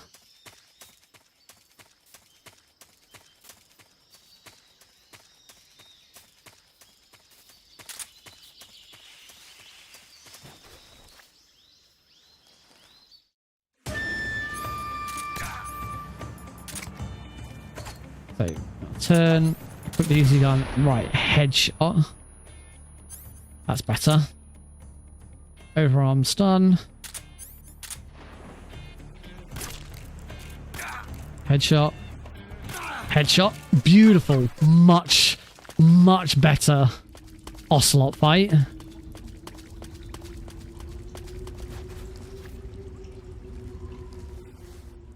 That was a really clean Ocelot fight. I was really pleased with that. So been quite slightly faster. I missed one shot and had to shoot again, but at least it didn't mess up the flow.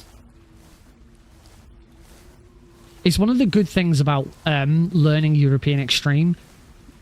I don't think I've felt like this for many other games. I mean, there's not many other games I've actually learned the hardest difficulty for.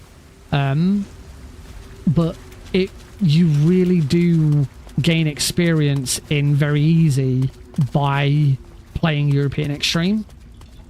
Like, I think the only other games that I've done the hardest difficulty for are Metal Gear Solid 1 and Twin Snakes.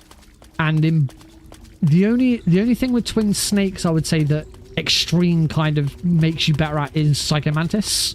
Because you have to get good at Psycho Mantis in Extreme. It's a very short window to be able to shoot him. But MGS3, there's so much stuff that MGS3 just makes you better at.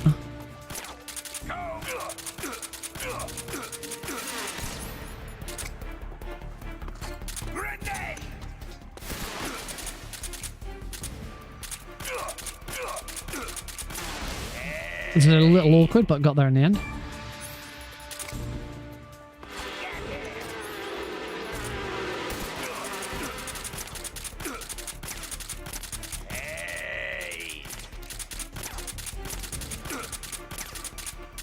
Oh my god, this hitbox is so janky. I hate the Pain's hitbox. So janky.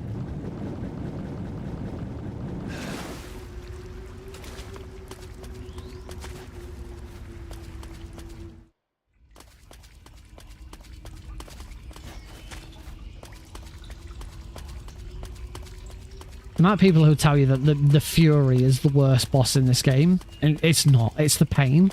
By a country mile, it's the Pain. Its hitbox is janky. It's horrible. It's just a horrible fight on European Extreme.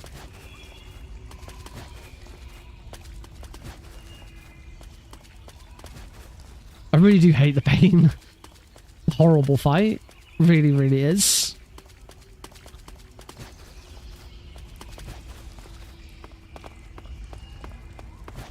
I mean, yeah, it's not too bad on very easy. I say it's just janky. It's just really, really badly programmed fight. It's just his hitboxes are all over the place. It's one thing I'd look forward to in Delta. I hope the Pain fight in Delta is much better.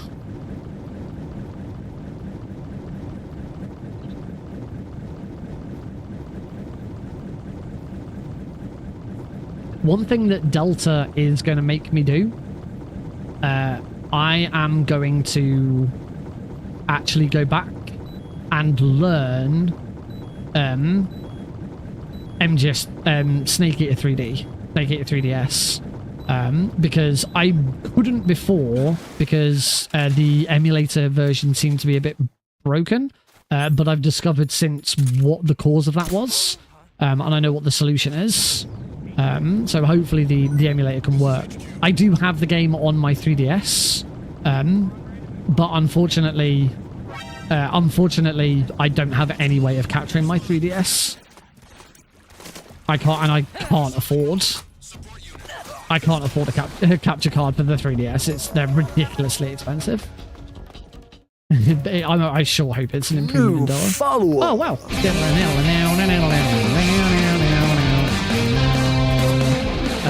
Tambay Inc. Thank you very much for the sub on YouTube, for subscribing to the YouTube channel. Very nice of you. Thank you. So here's the thing with YouTube though, when you get a YouTube sub at this, I don't know if that person's watching right now or if it's just because they've watched one of my videos. But if you're watching, thank you.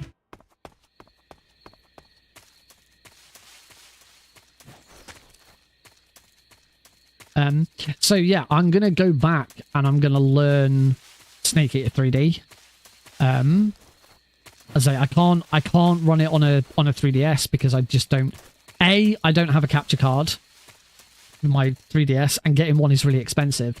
You can. There is and I installed it on my 3DS. There is a homebrew app you can install that will stream your 3DS display to your computer, and you can do it that way.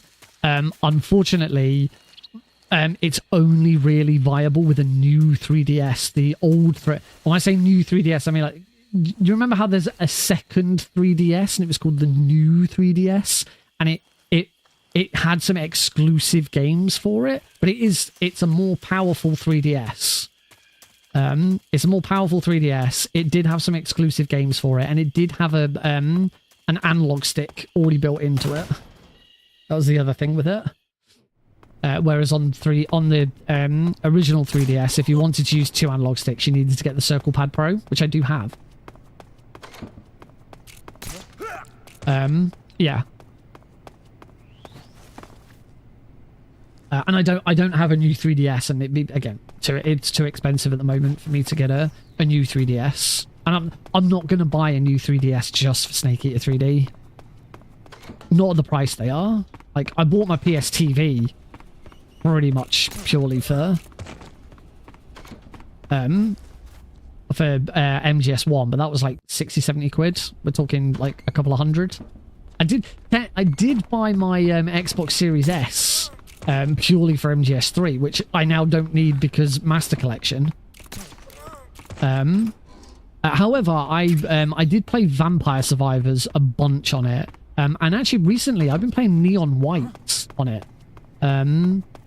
When I'm like on my break from lunch, if I'm working from home and I'm on my break at lunch, I've started trying to play on my Series S because it's quicker to just quickly boot up than it is to to try and boot up my computer and play a game or something like that. And so yeah, playing on my Series S has been really nice recently. I kind of missed a trick whilst I was on paternity leave. All the times, hey Big Joe Grizzly, all the times when I was on paternity leave, like Alex went for a nap or he was just sat playing on his own, and I had some time to myself.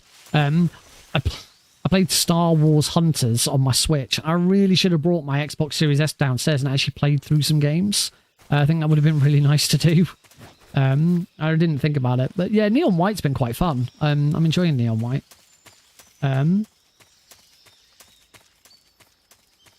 Oh, thank you. Sorry, I just went actually reread the whole of your message, Big Joe, because it's really nice. I'm glad you enjoyed them. Hopefully, I will be back at GDQ at some point. Right, fake death pill. Vampire Survivors. I love Vampire Survivors. I never finished it. I played a lot of Vampire Survivors. I did really enjoy League of Legends Vampire Survivors, which is Swarm, which has now ended, but I thought it was really good. I really enjoyed Swarm.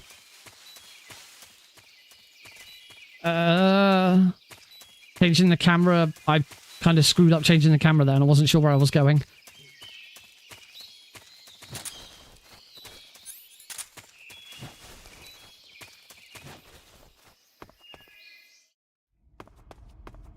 I understand there's more in Vampire Survivors now. Casual leg break. Grab.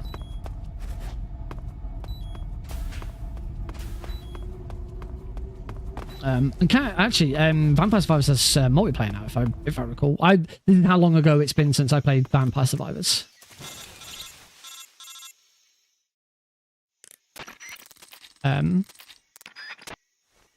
Yeah, anyway, I keep going off on tangents about different games in my Xbox Series S. This started about me talking about Snake Eater 3D. Yes, when I did a playthrough on a stream of Snake Eater 3D using the emulator, and I went and caught every Yoshi, which is the keratin frog equivalent in Snake Eater 3D.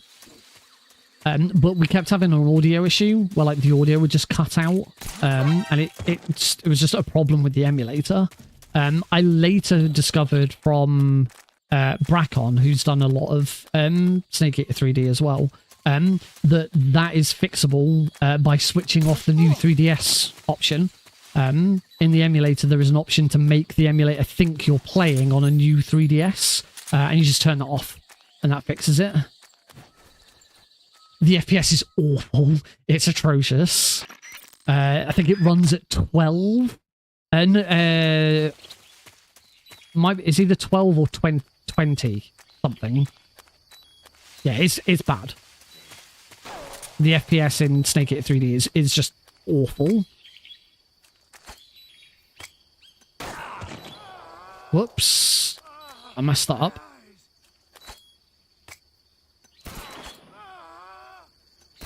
Okay, we're good. That could have gone horribly wrong. Got him in the head.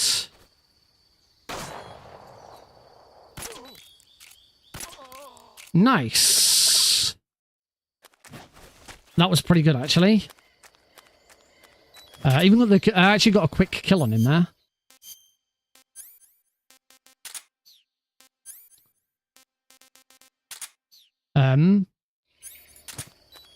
If you shoot the end twice in the head when he's on the floor, you'll get him straight away. If not, you have to shoot him 3 times. So to shoot him twice and get him straight away, that was really nice. My opinion on the latest cutscene skips. I actually we talked a little bit about it on Tuesday's stream, and I actually today decided to gather my thoughts and post. Made a rather long post about it on my Discord server. TLDR is I'm done with I forgot to get the easy gun out again to try for the angel heal. Damn it. Oh well. I'm done with MGS1 PC anyway, because the barrier for entry is too high. And what I'm about to say, I felt this before this new this new thing. I'm done with MGS1 PC because the barrier for entry is too high. I wasn't a big fan of the analog patch being introduced. In hindsight, I now believe that the area reloader change for very easy was not the right decision. Despite me being a huge advocate for it, I rooted it, I did a whole video on it, I got the world record for it. I was the first person to beat the game in under 30 minutes as a result of that tech, and I was quite big around it. But I don't think it, now thinking back to it, I don't think it was a good idea. And I feel kind of the same with this new tech. It was actually B-Man on Tuesday who said it really well. Every run on the board is now obsolete. For PC, obviously, this doesn't affect console. Every PC run on the MGS1 board is now obsolete. And it's not even because of gameplay. It's because of the way you install the game. I actually did a bit more I did a bit more reading on the posts today to try and learn just a little bit more about it. And it was first discovered by someone back in 2011. Someone had the retail. This all stems back to the original retail edition of MGS1 PC, so the actual disc copy. And when you install, this is a bit of an overview for anyone who doesn't know the story. When you install that game, you have the option of what's called a minimum install, because back then, you know, hard drives weren't, you know, people didn't have as much space on their hard drives. So you could do what was called a minimum install. And that it installs the app. It's exactly what it sounds. You install the absolute bare minimum files to your computer. What I didn't realize, and didn't touch on this on Tuesday, because I've only read about this when the original founder of the minimum install then came back and talked more about it, is that originally, if you had the minimum install, all of the files that you don't install as a result, it checks the disk for. So if you have the game on a minimum install and you don't do anything else, you don't do any other patching or changes or anything like that, that caution's a pain, then it reads the disk for the rest of those files. So the only way that this trick, what the trick then does is, because the files are missing, it skips them. That's how it works. So it skips a bunch of audio files because the audio files aren't there. And by skipping those audio files, it means that they don't get played, and the game just skips through the dialogue. So it's useful for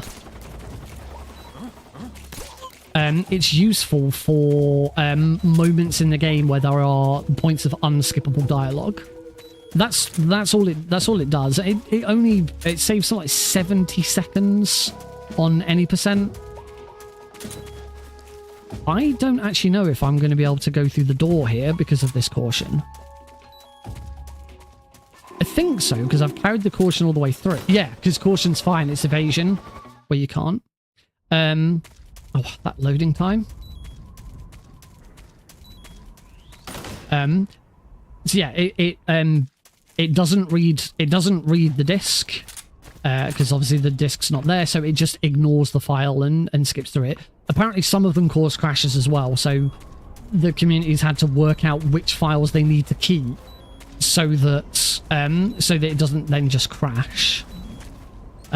Which, one of the other reasons I was done with MGS1 PC in the first place, 1, 2, 3, 4, was because I was bored of the random crashes, and this is only going to this change feels like it's only going to make it worse.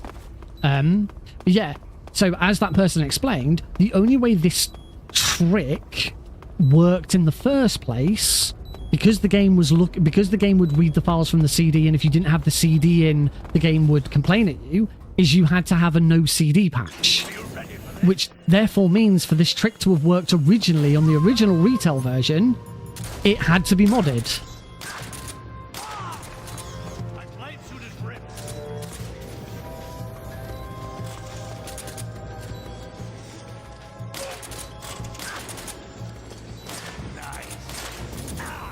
Damn it! Oh, that was lucky. That was a really nice save at the end there. So yeah, so, you know, even though I believe sort of the original argument for allowing it was that minimum install was a thing that you could do with the original retail disc, so there was a way of doing it, even then, for the trick to work, you still had to have a modified game. It wasn't a vanilla game thing. I don't know why I equipped the box. I didn't need it. So again, for me, MGS1 PC just isn't the game anymore. It's what the community just decided they want it to be. As is mentioned on the forum post on speedrun.com about it, we essentially have the speedrun edition of MGS1, which I don't like the idea of. I don't think you should be changing. I don't think you should be changing games in that way to make them more.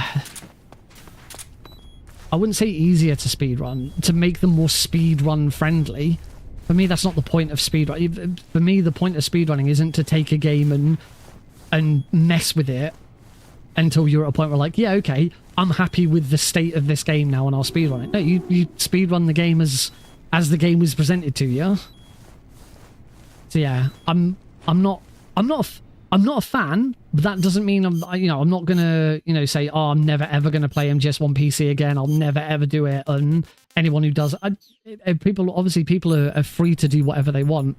And good and more power to the people who are going to embrace it and enjoy it and find new skips, and get new world records and stuff. And keep it. One of the main things, one of the good things about the skip is it's keeping that game alive, particularly with the Master Collection coming out now. MGS1, the console version of the game is more accessible than ever, so less and less people are going to want to play this really, really janky PC version. And if this change is something that helps keep the PC version alive, then that's great, and I'm pleased for it. It's just not for me anymore. Tell me. Stop it. I think if there was ever another skip that massive, it would become its own category. You'd better start talking. Please stop it. Oh yeah, I should remove the audio for this because it's horrible. I don't actually know what YouTube feels about this audio. I promise I'll remember to turn it back on. I keep forgetting to turn the audio back on after I mute it here. Yeah, I'm hoping. I'm hoping it keeps the game alive a little bit more and there's a bit more interest in it. But as I say, it's just not for me. And with how accessible the Master Collection version is now, and I still have the PSTV. The original console version is just a joy to play. I was annoyed with the PC version anyway because I was constantly getting crashes. It was a pain in the ass to play and stream, and it's just shit. It's a really, really bad game. So it's just not for me. But the other thing that I said in the Discord post is, I know what the community's like. I've been on the other end of the community, of parts of the community not liking me. And I know what they do to people they don't like. So I'm not going to publicly go against the grain and argue a case against it. At the end of the day, it looks like the majority of the community wanted it, and so it happened. I will never stand in the way of the majority of the community wanting something. If I'm against the grain, that's fine. I don't mind being against the grain on that. If the majority of the community agree and approve of it, fantastic. Go for it.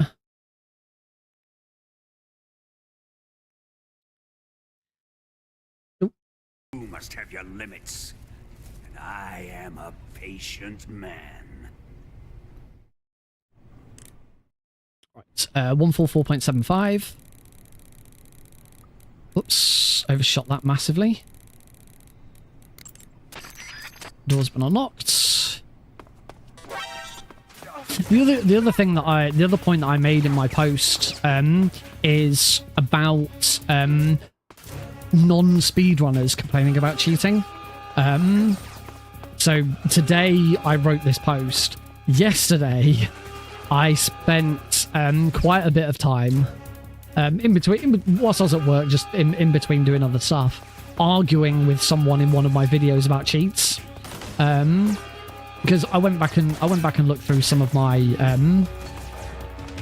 videos on YouTube. I was just checking analytics and stuff I hadn't done in a while, and I went onto the comments that I haven't responded to, and every so often you'll get someone complaining that, oh, this isn't a speed, you shouldn't be allowed to cheat in speedruns and all of that shit that speedruns are tired of dealing with.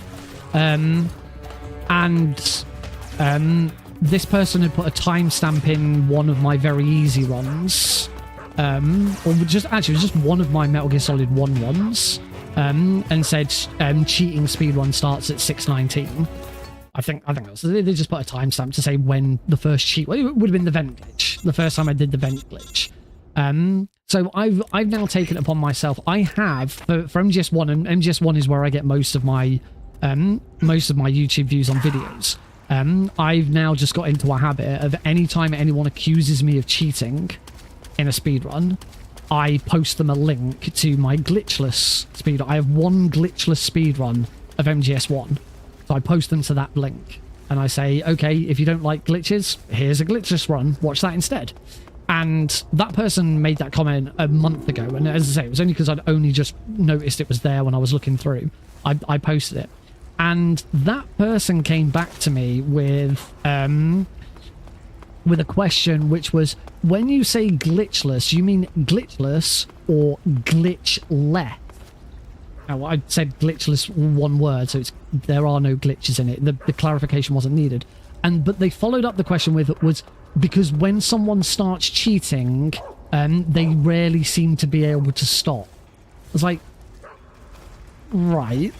So I started my usual argument about it's not cheating. Just say that you don't like speedruns. It's fine. You can say that you don't like, and you know, the usual jazz around these sort of arguments. And this argument went on for ages. They just kept on coming back and just making themselves look more stupid. It was ridiculous. You know, and I sort of complained to them about, you know, they're wasting their time with, oh crap. Whoops, that was a mistake. Let's try that again. 1, 2, 3. I pushed A at the back again. I pushed A at the wrong time. There we go. Where was I going with this? Yeah, I kept telling them, you know, they'll, you know, why don't you go and, if you don't enjoy watching glitched speedruns, then why are you here? Why are you wasting your time talking to me on this video about a run which you clearly haven't enjoyed and don't want to watch? And you know, and I'll say, you know, I sort of kept trying to say, this is my video. The more comments I have on my video, the better the engagement, so it's good for me. This is not a waste of my time. It is a bit of a waste of my time. I could be doing better things with my life, but it's, you know, I sort of benefit from the comments on the video. Eventually, one of the things they came out with was they left the comment with the timestamp to warn other viewers about cheats in the run. I was like, oh, I didn't realize you were doing a public service by letting people know that this is a cheating speedrun. That's so noble. It's just ridiculous. But after that interaction, you know, and the thing is particularly with my very easy PC run, I can see why people would say that it's a cheated run, because it does contain some really, you know, dumb stuff in it that could come across as cheating. I'm not going to get the Mosing the gun out. I don't think I need it. That could come across as cheating, because I have edited the game files. I am using a developer tool that shouldn't normally be accessible. In fact, in order to use that developer tool, I have to enable cheat. It's literally in the game, that it's down as a cheat function. The reason why for MGS1 PC, very easy, we don't consider it a cheat, even though the option for it is a cheat in there, is because there's a non-cheat way of achieving the same result. The area reloader can be produced by creating a blank save file. There's a glitch where after you've saved the game a certain number of times, you'll create a blank save, and that works the same way as the area reloader. The decision was made that because the area reloader can be made with a blank save, we can just use the glitch version instead. The thing is, it's not the same. The blank save file can only be used at moments where you can pause the game and load a save.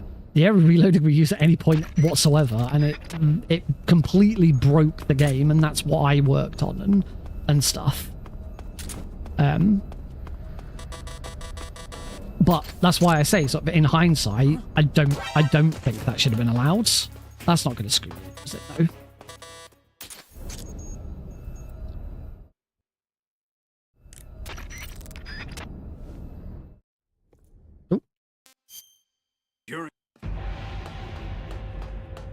So, you know, after trying to deal with a conversation like that, I can't even begin to try and imagine how I would argue that this new minimum install trick isn't cheating. It's already hard enough as it is to try and explain to people that these are legitimate speedruns. You know, they have been verified on speedrun.com and they're completely legal for speedrunning. But trying to explain this this minimum installation and saying, oh yeah, I had to edit a bunch of game files to sort of essentially remove dialogue in the game so the dialogue wouldn't play. I don't see that flying. I don't see people who are already incredibly skeptical about glitches and tricks in speedrunning then going, oh yeah, that's fine. You edited a bunch of game files. That's not cheating. To clarify, I don't think it's cheating. It's not cheating if it's legal for the boards. If the moderators of speedrun.com, if you do something and speedrun.com boards allow it, it's not cheating. That's not a cheated speedrun. The only time it's cheating is if you're doing a specific cheated speedrun, which is a thing that exists. You know, there are games that have cheat percent where you are allowed to use in-game cheats. Yes, in that case you're cheating, but you're being very open and honest about the fact that you are cheating, so I feel like that's okay.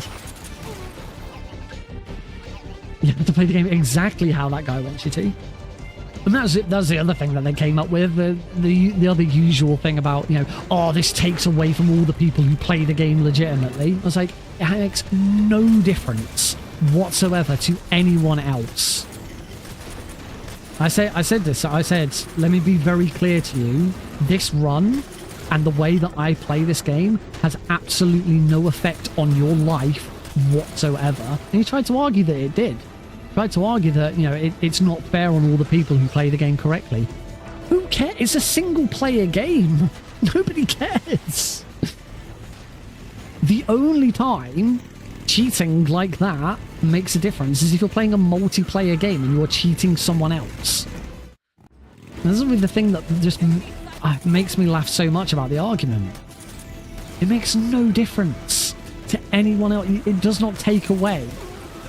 It's like people will say that they feel like they've been cheated out of the way they worked really hard to play through the game legitimately, and you're just shitting on all their hard work. No, you're not. It doesn't change the fact that you still played the game and you still enjoyed it and you still did all that work. Yeah, it's kind of similar to the whole sort of Dark Souls easy mode. The argument again, the good argument is to suggest that you shouldn't. Dark Souls doesn't need an easy mode because it somehow takes away from the achievement of everyone else who doesn't play it on easy mode. No, it doesn't. It doesn't, in the same way that no other game that has difficulty modes takes away from the way that anyone else plays it. If you beat Dark Souls on its original difficulty mode, fantastic, good for you. Someone else playing it if they made an easy mode doesn't change anything.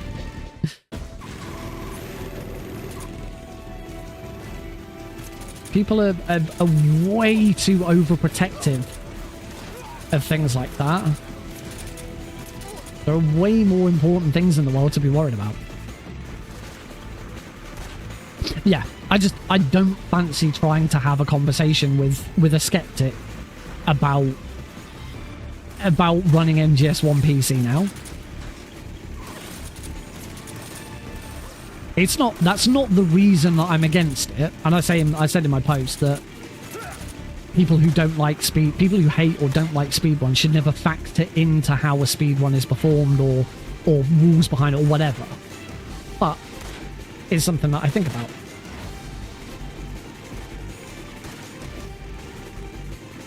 So yeah. I'll say after the discussions that we had on Tuesday, I decided I wanted to actually formulate my thoughts properly and talk about it.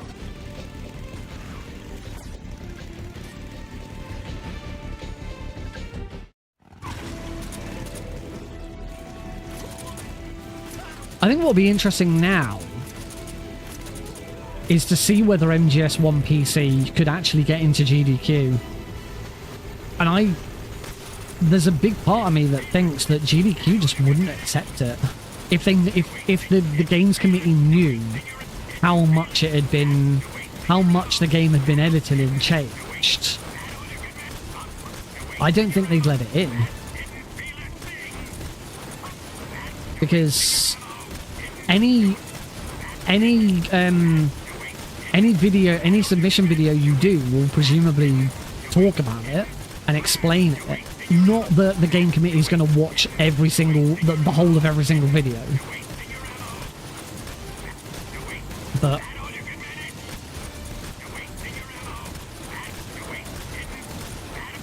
it's not that they don't. It's not that they don't accept. It's not that they don't accept Metal Gear. Metal Gear was for the last few years. So for the last few years, there's been a Metal Gear game at GDQ every year.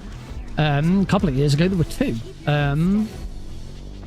Who was? Oh, it was the year. I think it was the SGDQ or AGDQ before I went. There was a Metal Gear. Oh crap! I thought she was. Oh crap. There was a yeah, there was Ground Zeroes, and I can't remember if Ground Zeroes was the same year MGS1 closed it or if it was MGS2. I can't remember, but a couple of straight after the Boba skip, the next GDQ after the Boba skip, MGS1 closed the event. You know, the big donation incentive that ran throughout the entire event was whether the game was ended with Otacon or Merrill. That was a really big moment. It's kind of fallen out of favor a little bit over the past couple of years. Whoops. Oh, that's too slow. Ooh. Oh, I might be okay.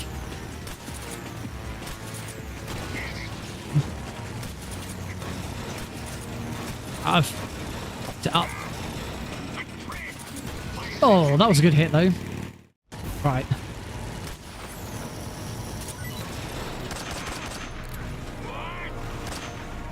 There we go. Cool, that was alright. Okay, I can talk again. I don't need to concentrate so much now. However, I do believe, because there wasn't a Metal Gear. There was a Metal Gear Solid at SGDQ. SGDQ 2024, Joseph Joestar ran Metal Gear Solid 4.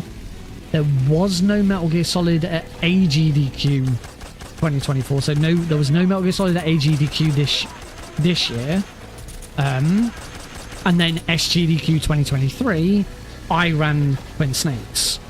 Also for SGDQ just gone, I was on backup with Metal Gear Solid 3 with All Keratin's European Extreme. But as with the year where Joseph Joestar was running Ground Zeroes, I was also on backup that year with Ground Zeroes as well. So I think SGDQ just gone, I was on backup for Joe again, so that if Joe pulled out for whatever reason, they'd pull me in instead. So yeah, it is only AGDQ this year where there hasn't been a Metal Gear in shown at the event. That's not to say Metal Gear wasn't accepted. Metal Gear Solid 2 was accepted, but the runner pulled out like a few weeks before the event. I don't know why. I have speculations as to why, but I don't know the reason.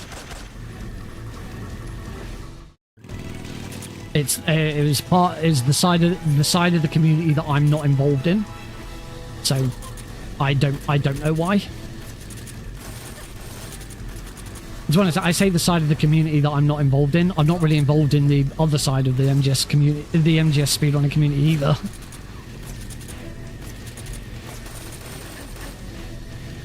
So I probably wouldn't know anyway.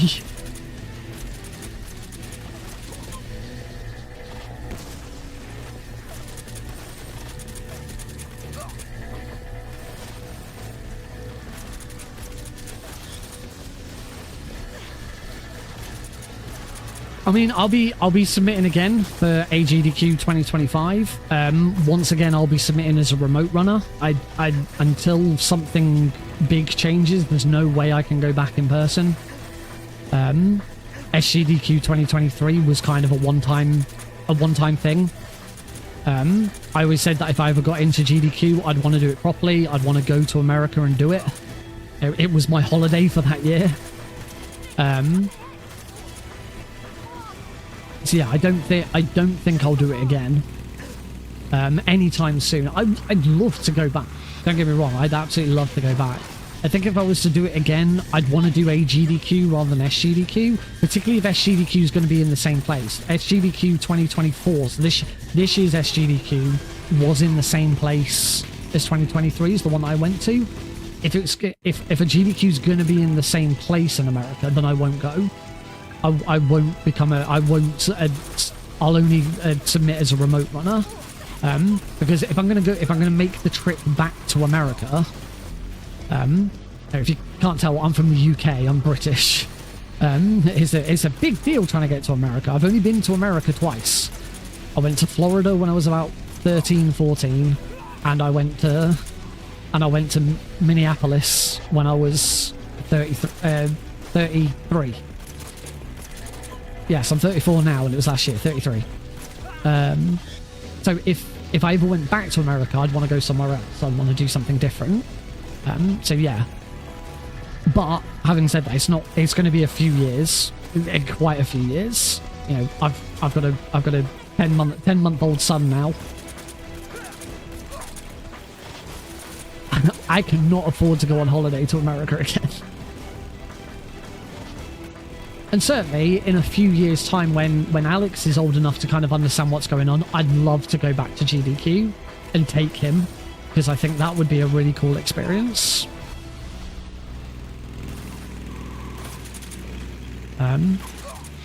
In the meantime, I'd love to do some more live UK events, if there were any. We couldn't afford it the first time. We got a lot of help the first time. The community helped me out. I raised a bit of money to help me get there. Heidi's parents helped her out. They gave her some money so that she could go, because originally I was going to go on my own. And Heidi's parents basically said, "No, this is too good an opportunity for you to miss. You need to go with him." So they helped her with her getting there.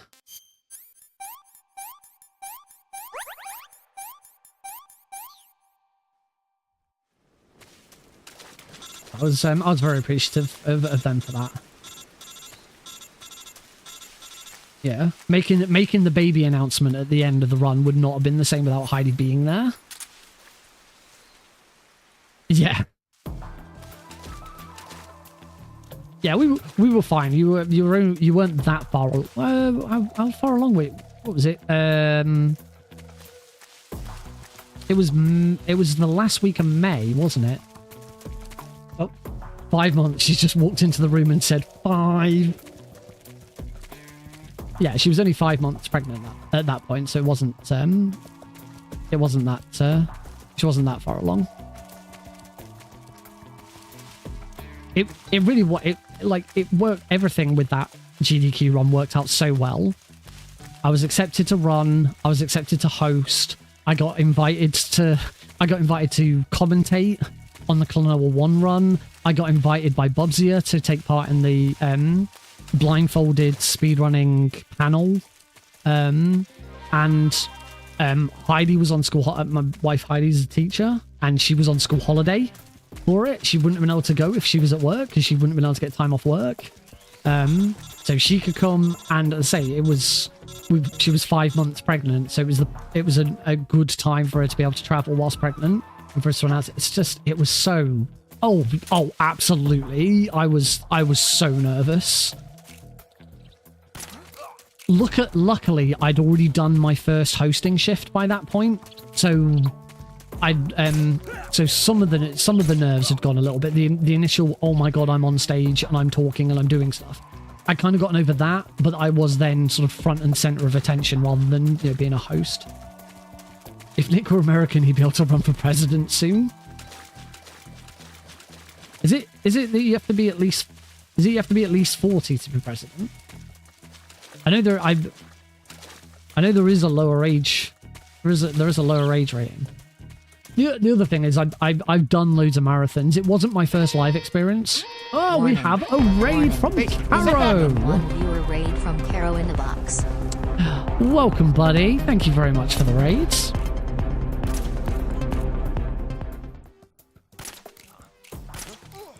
Speaking of marathon, Follower.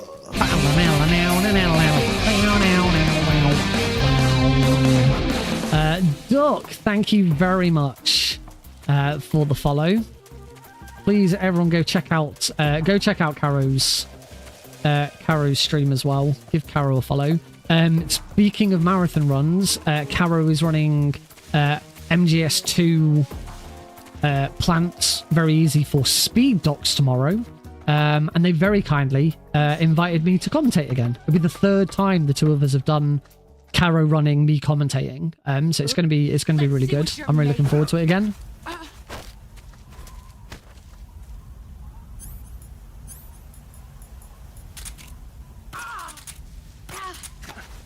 Slam. Excellent, Jack.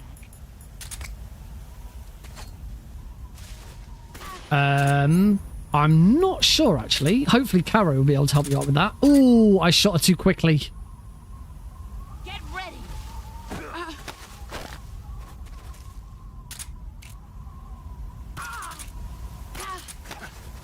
Oh, and I grabbed her from the front. Stronger.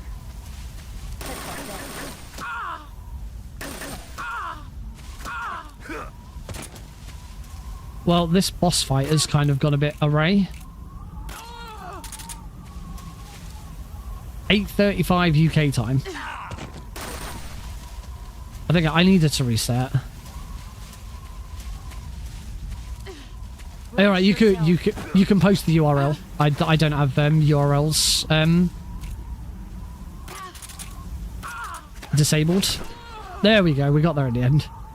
Oh no, but please post the link. It's easier. There we go. 55 minutes to beat the boss.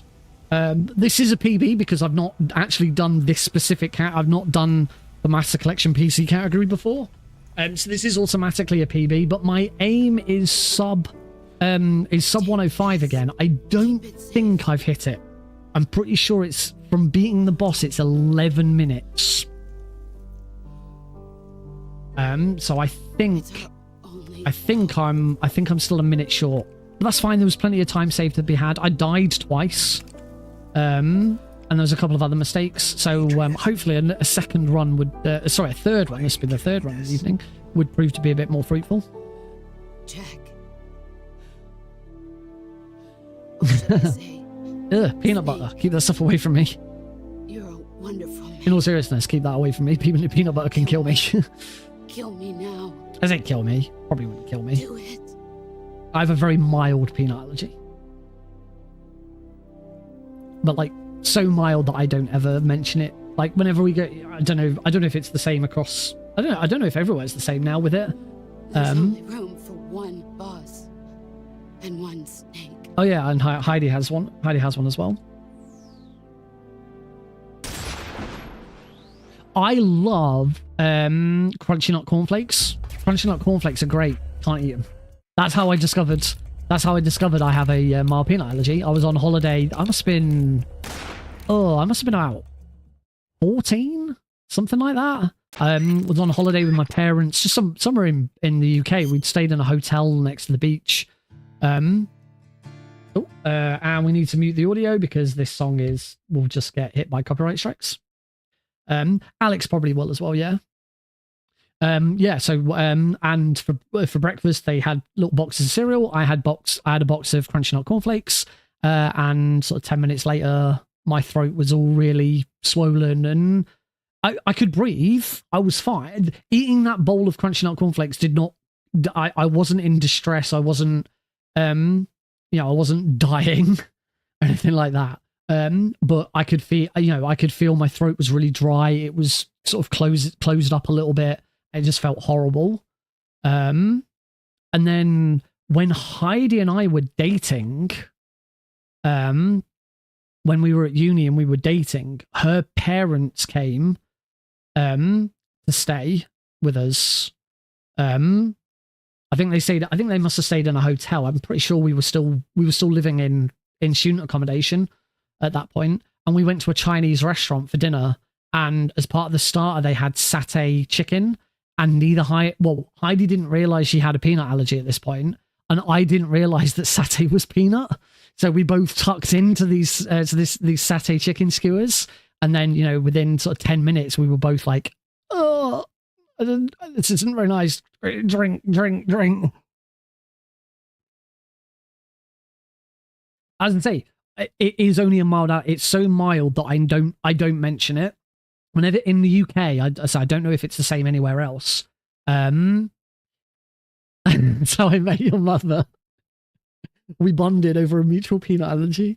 In the UK, whenever you go into a restaurant now, and you sit down, they give you the menu, and the waiter or waitress always now has to ask, are there any allergies we should be aware of? Because over the last few years, there have been a number of really serious cases. There's been a few deaths in the UK of people who were not given enough information about the allergens that were in food, and they ate them and died. I think there was a recent one there was a girl. I think it was either a Costa or it was some sort of coffee shop.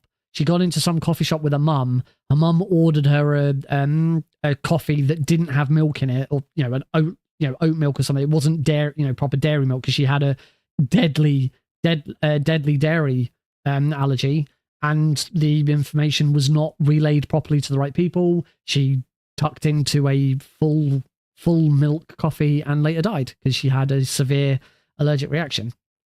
So yes, you're absolutely right. They do not dick around with allergy stuff anymore. So yeah, whenever you go into a restaurant now, one of the first things that the waiter will ask is, are there any allergies? And my peanut allergy is so mild that I don't. Both Heidi and I always say no. Because it has to be something peanut based. The problem for us is if we say that we have a peanut allergy, and even if we say it's a mild peanut allergy, because of the way that the rules work in the UK now, they will take that as absolute gospel, and they will not give us anything that has any trace of peanuts in it, when most of the time it's absolutely fine. It kind of came to a head. We both we went to one of Heidi's Christmas dues once, and they refused to give us the main meal. We had to have something slightly different because it might have had traces of peanuts. And I said to him, traces, we're absolutely, if it's just a trace, if it's a trace of peanuts, that's absolutely fine. It won't cause we have to eat a peanut. We have to eat a whole peanut or a bunch of peanuts for it to actually make a difference. I went to an award show. I think it was last year, and I put down because I'm the one who organizes it, and I write out the guest list, and I put down for myself that I have a mild peanut allergy. And when it came to dessert, everyone else I think got chocolate brownie or something, which I would have been absolutely fine with. And I had a dish of fruit, which I hate fruit. I don't eat fruit. There's a couple of bits of fruit I'll eat, but most fruit I don't touch. And at that point, I was like, yeah, I'm just going to stop mentioning it. It's not worth it. Oh yeah, same as Heidi there. If I'm at the hospital, or if I'm at my GP, or if it's something where I'm giving medical information, at that point I will say I've got a mild peanut allergy. But outside, if it's a restaurant or something like that, as I say, it's so mild that it may. And the thing is even if I did accidentally eat something that did have peanuts in it, and because I just didn't realize it had peanuts in it, I'd only just have a bit of a sore throat for a bit. I'd have an uncomfortable throat. It's not life threatening. I don't carry an EpiPen or anything like that. You got a fancy extra bracelet when you're in hospital. Yeah. Slushies in the UK. If this is what I'm thinking of, there was some sort of weird slushy, and a girl died in Lancaster, in the UK. It was Heidi and I went to Lancaster University. We've eaten in the restaurant, and drank in the bar where this girl did have one of these weird, like, I think it was like a fire slushy or something. I can't remember exactly what it was. But yeah, someone had one of these. I'm sure it was some sort of slushy, and she died as a result of it. It was the restaurant. It was an all right restaurant. Didn't go there very often. They were a weird restaurant. It's like the kind of quirky restaurant where one of the meals they served you was in a dog bowl. Not for me.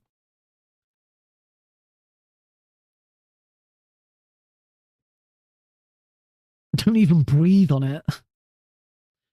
It is scary how I can't imagine trying to work in food, in the food industry. It must be so nerve-wracking.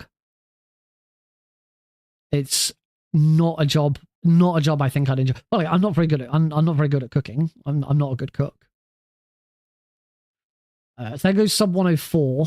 And this conversation is longer than a minute. So it's not sub 1. I knew it wasn't sub 105. I think it's still sub 106, just. It's either sub 106 or only just over, I think. I never remember exactly. Oh, we can have the audio back on now. I believe the White House will be satisfied. Convenience stores primarily a worry for children because of the chemical in the ice to make it stay as ice longer. Maybe the Lancaster story was something different. I know it was some weird drink. The American president is relying on us. I thought it was a slush, but it was something. They'd done something weird. But, oh, actually, I think it was that they put some sort of gas in it. I think they put some sort of gas in it so that they could, so they could set it on fire. Sub 105 is the goal here as well. On speedrun.com, the world record is 103.01. And then the top 5 or 6 after that are all sub 105. So sub 105 is kind of the goal here. The boss has accomplished her mission. No. The philosopher. I can check this on my computer. I can tab out of Metal Gear Solid games briefly. This money. Yes, the philosophers can finally be revived. Drink death. It's a horrible Google search. Liquid nitrogen cocktail. It was 2015. Lancaster bar admits failings. A wine bar where an 18-year-old girl was seriously injured. Oh, she didn't die. She was just seriously injured. Drinking a cocktail containing liquid nitrogen has admitted health and safety failings. The girl in question had to have her stomach removed after drinking the Nitro Jägermeister shots. That's right. Groznygrad has been obliterated by the Davy Crockett we brought in as well. Because liquid nitrogen has a boiling point of minus 196 degrees Celsius. Speaking of which, I've obtained. I can't remember why they said. It's a revolutionary new. Talks about it expanding her stomach. Perhaps it might just come in handy. And there was a large perforation. Yeah, they had to remove her stomach and connected her esophagus directly to a small bowel. Khrushchev believed it as well. It doesn't anywhere in this. Yes, they bought our story. I don't think they'll be making a fuss. I don't see anywhere. And the Soviets still haven't discovered my true identity. It doesn't say anywhere why they were putting liquid nitrogen into these drinks. There's a photo of it. It makes it look because it just makes it really cold and steam and like cold steam coming off of it, but it doesn't explain the actual Yes. benefits. It appears that no one knew that I was an Glycerol. atom. Yeah, that would be horrible. Of course. I'm always at the CIA's disposal. Okay, Mr. Director. 10 is a 107. My timing was way off there.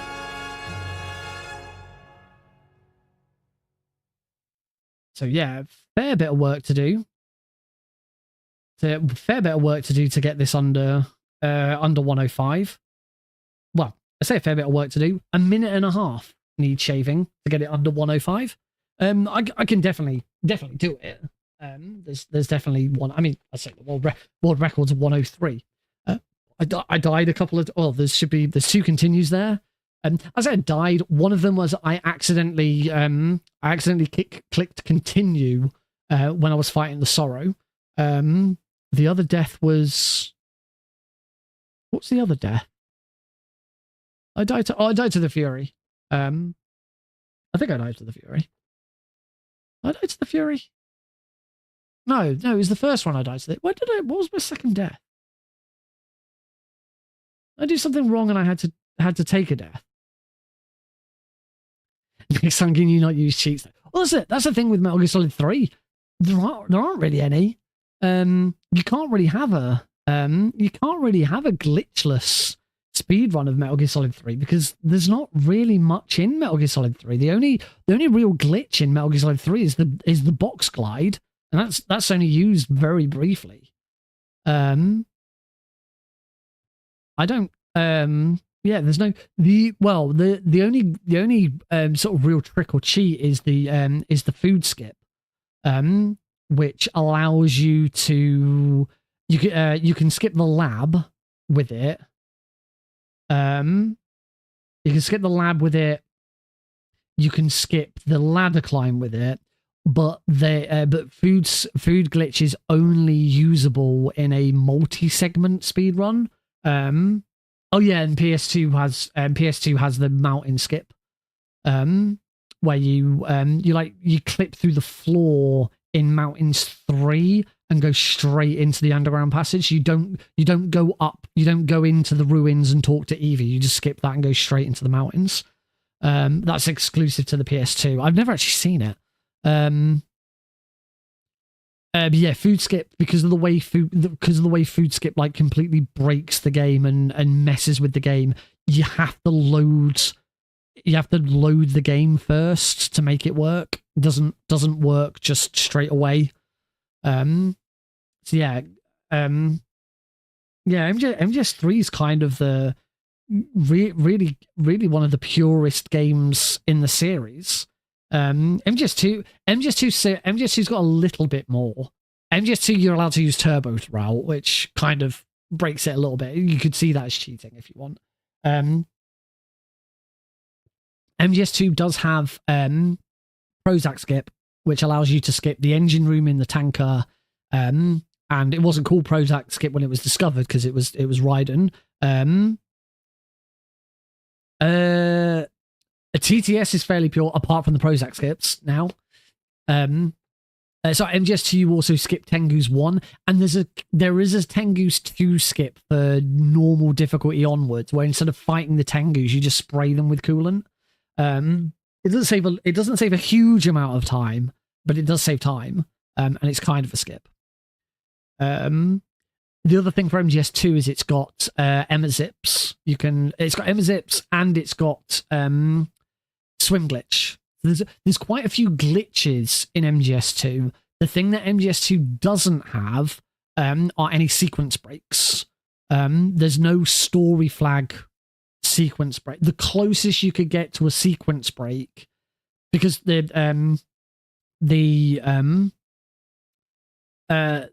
Tengu 1 skip. Tengu 1 skip's kind of a sequence break because you finish the Tengu's bit early, but you then go into the next bit of the sequence. You just end that fight early. You go straight into the next bit of the sequence. It's not really a sequence break. It's just a skip. Engine room skip's not really a sequence break. You're just skipping one room. You skip a cutscene, but that cutscene isn't like a story flag or anything. you're still not really skipping portions of the game. You just skip one room because you just enter that room from the other side of the room. You still go into the room. It's just you don't start from the other side of the room. You start from the finished side of the room. So yeah, MGS2 doesn't have any sequence breaks, but it does have a few glitches. MGS3 really only has one viable speedrun glitch, and that is the box glitch, which is a tiny time save. Tiny time save. Say MGS1 that's just completely broken. Yeah, as I say, Twin Snakes has got Prozac skip as well. But apart from that, Twin Snakes hasn't got a lot. I think that's it. What's silent? What's silent shot? Is that a Twin Snakes thing? Trying to think if there's any other. There's any other. Oh, the only other glitch, or trick or skip for Twin Snakes is that I can think of is the box skip, the prison roll into the box. Prison roll it's kind of a sequence break, but not. It's a sequence break where you don't actually save any gameplay. It skips a cutscene, and that's it. We can shoot a loud weapon and pause on a perfect frame to make it a silent shot. I did not know that was a thing in Twin Snakes. You learn something new every day. I'm going to save those. That is now my PB for this category. A 107.29. Just so that we're all on the same page and we know where we're at.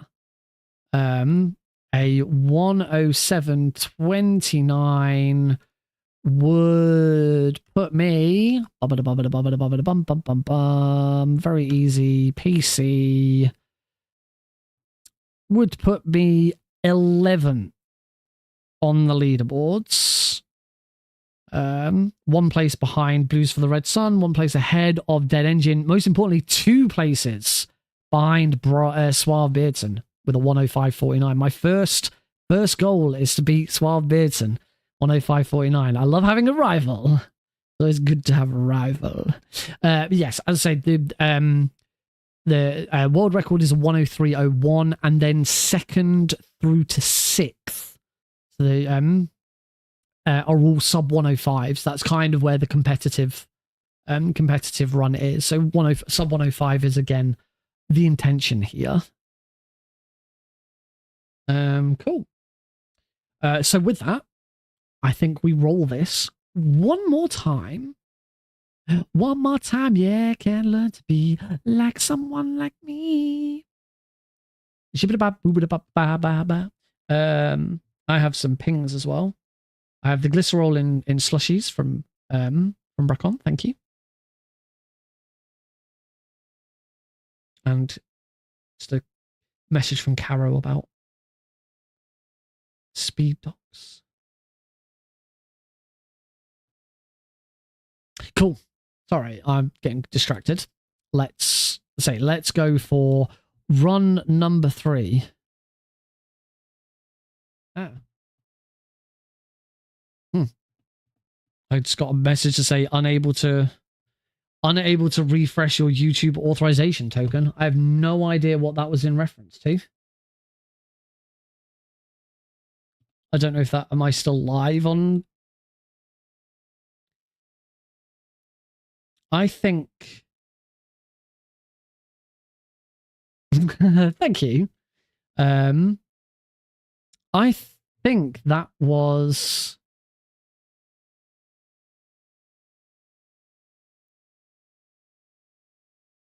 No, that message was from StreamerBot, because Big Joe Grizzly's messages now aren't coming through to my StreamerBot, so I just need to quickly refresh StreamerBot or check the integration, because I can see that Big Joe Grizzly's been messaging on YouTube and I don't see his messages. Yep. YouTube account. Yep, my account is no longer logged in with StreamerBot disconnected. I'm just going to close StreamerBot and reopen it. That's probably the easiest thing to do. I wonder what caused that then. Ah, when I close StreamerBot, we get a horrible message on screen. I didn't know it did that. There we go. Hopefully that's now back and we're working again.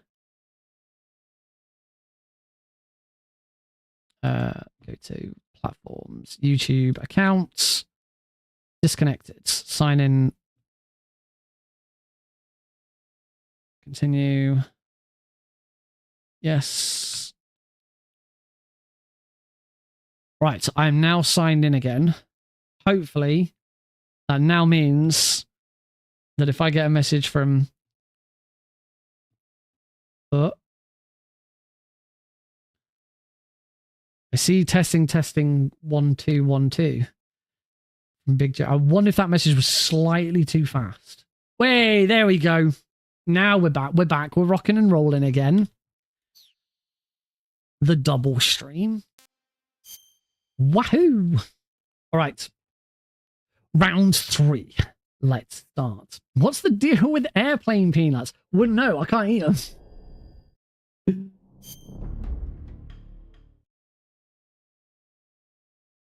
What's the deal with airline peanuts? Am I right? Load game. I don't know if these loading times could get any faster, but I had some even though it was the first time I was playing the game again because I closed the game after the previous run. Some of those load times are really fast. All right, 3, 2, 1, go. After the end of World War II, the world was split into two, East and West. This marked the beginning of the era called the Cold War. God, I've heard that dialogue so many times. So many times. And he managed all those game saves. Because those game saves are all just different areas of the same save for European Extreme. So if there's anything in European Extreme that I just need to practice, I can load a save. They're not like all different completion saves. Does MGS3 have a loading trick like MGS2? MGS3 had the original loading trick. But yes, for the PC version, I would assume the console versions have it as well. I don't know. I don't know how the console versions work with loading times. But yes, the PC version absolutely does have loading trick. Why is my time there already? And why am I already 2 seconds behind? Where did I lose 2 seconds? Weird. Yes, the PC version does absolutely include loading trick. Loading trick is where, upon a second playthrough of the game, because your computer's RAM, I'm assuming it's your RAM, because your computer's RAM has already played through the game once, it stored a lot of information about the game temporarily, and a second playthrough, the loading times will be faster as a result.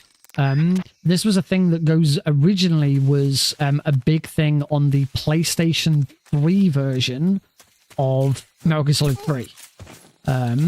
It was never, it was a thing as well on the PlayStation, on the PS3 version of MGS2, but because MGS2 had a decent PC version, no one really cared.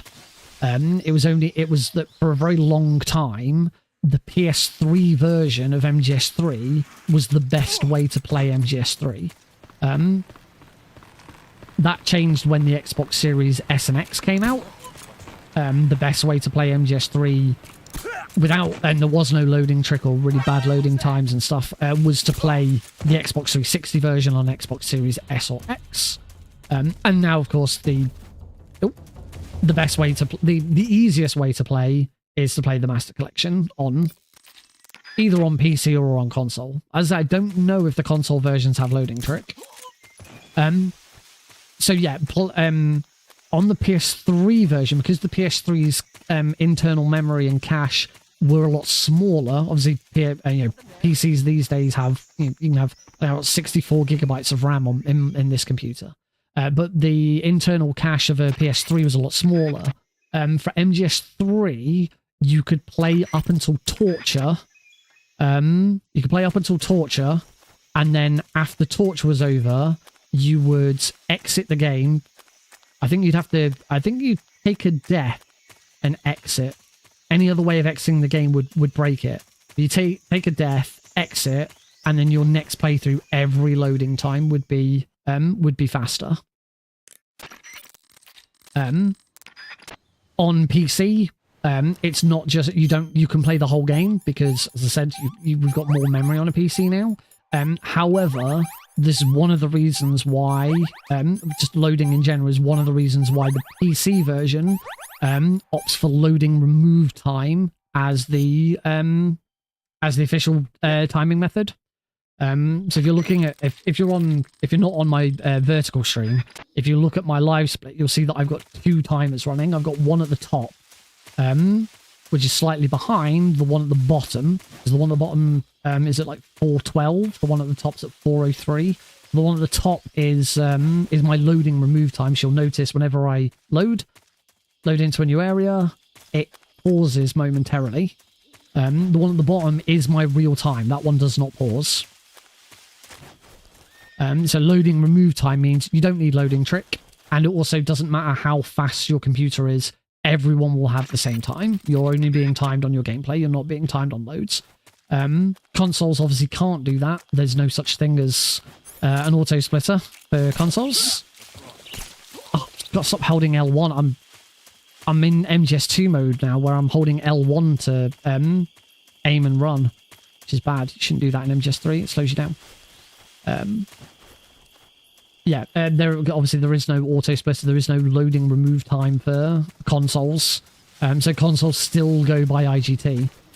So if consoles do have loading trick, then loading trick is back. Oh, loading trick. Oh, thank you for Million. That answers that question. Loading trick is not a thing on the console versions of the game.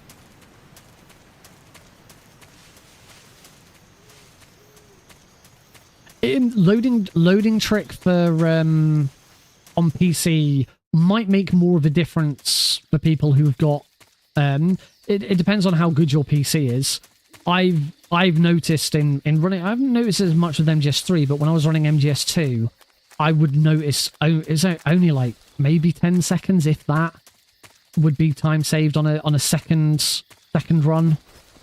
Because I've got a really fast computer. All of my games are on my fastest SSD, so it makes very little difference to me. But if you're running on an older hard drive, then yes, it probably does make more of a difference.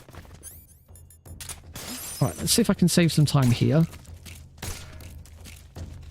Where's he hiding? What's wrong?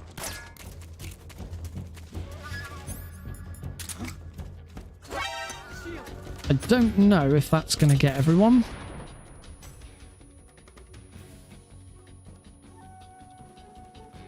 It didn't. That's terrible.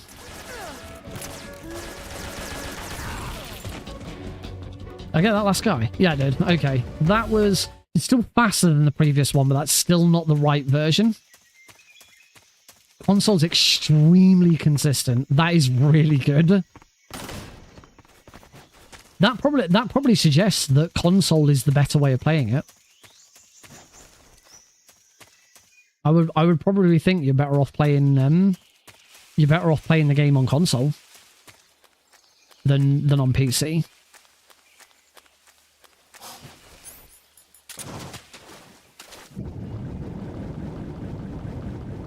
Which for me is fine, because this is the HD, the Master Collection is the HD edition of the game. So it's the same category as running the Xbox 360 version on an Xbox Series S or X, which I can do that. I don't know whether the Master Collection's faster than the old HD collection. Oh, playing on PC is just nicer. I love me an auto splitter. I hate not having an auto splitter. I'm so bad at console runs because I can never remember to manually split.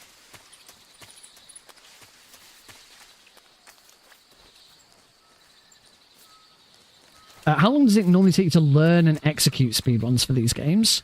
I mean, it depends on the length of the game, but because most Metal Gear Solids are a little over an hour, I would say that originally, now I tend to stream for 4 hours at a time. I'll usually stream from 8 PM till midnight.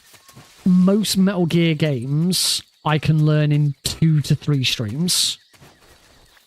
Unless it's something really complicated. Hey, Pixel.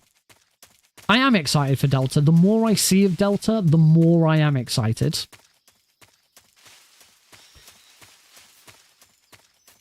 Yeah, not many people own PS5s and an Xbox Series. Has there been seen much difference between running it on an Xbox Series S as opposed to an Xbox Series X? Because the X is the faster is a better machine, but considering the age of the games and sort of the intensiveness of them, I can't imagine it would make a huge amount of difference.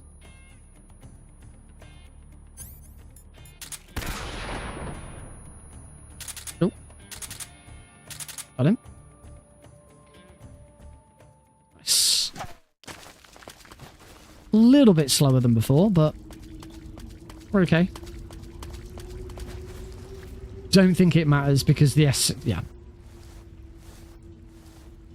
That does make perfect sense. Because actually the loading time of it doesn't so much come down to the performance of the console. It's the speed at which it can access the game on the hard drive. So it probably wouldn't make a huge amount of difference. There's probably a little bit of, benefit to having a more powerful console. But as I say, for the fact that it's a low, it's not a particularly intensive game because it's such an old port of a game. It probably wouldn't make that much difference anyway. I do definitely intend to run Delta. When Delta comes out, I will do a stream. I'll do a first playthrough stream. During that playthrough stream, I will be searching for every keratin or every Gakko. As recent screenshots have suggested, the keratins might have been replaced by Gakkos, which is the little duck instead. That goes gaga, gaga. So, if that's the case, we've got a whole new set of emotes to get, which I'm looking forward to. Alright, I'm going to concentrate on the, on this, pain fight.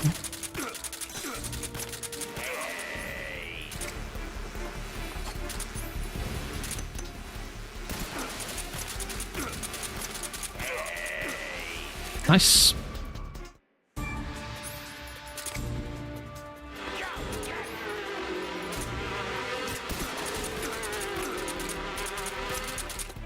Hey, rolled.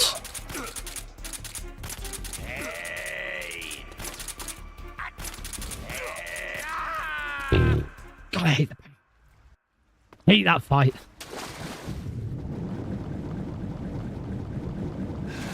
Yeah, the certainly the locations, the map, the different rooms, certainly seem to be a one-to-one recreation of this. So the gameplay isn't the way the controls and the way Snake moves. It certainly from the screens I've seen, it certainly looks like they're just using the Ground Zero's Phantom Pain movement. I don't imagine Snake will be able to sprint like he can in Ground Zeroes and Phantom Pain, because that kind of doesn't... I don't see the point in that the game's not big enough to warrant sprint. As long as we get new cutting-edge jiggle physics for Eva. I can agree with that. I'm not gonna shy away from agreeing with that statement. I am a man. I have simple needs. I appreciate that Kojima has very similar needs.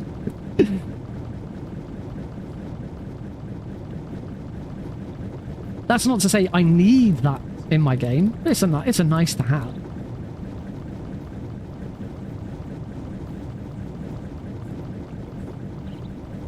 In the same way that I like Quiet's design in MGS5. I think the reason that Kojima gave to justify it was really poor. It was not justifiable whatsoever. That doesn't mean I don't enjoy the Quiet's design. It's just pretty difficult to justify. So we shoot that barrel. Now go for a swim. Deliberately get spotted on our way over, because deliberately being spotted is going to delay the radio call. They're trying to call in reinforcements, but before we could finish that reinforcement call, we delay it, and now all the guards are coming in. When you rotate Snake in the survival viewer, his butt absolutely needs to jiggle. It's his best asset. I mean, to be fair, Eva's original design in MGS3, I feel like it's kind of making up for giving us a bit of, you know, female eye candy after we got so much male eye candy in MGS2. I mean, you know, Snake's sneaking suit, particularly on his rear end, do not leave much to the imagination in MGS2. And as far as riding goes, I mean, we saw nearly everything. Boy, howdy, was it good. But, you know, so I feel like Eva was put in this with that design to say, okay, we recognize that MGS2 was very male heavy on the eye candy. We could do with some female representation in there as well. Heidi likes a tight ass. Oh, you've seen, surely you've seen Snake in his sneaking suit. You'd love that.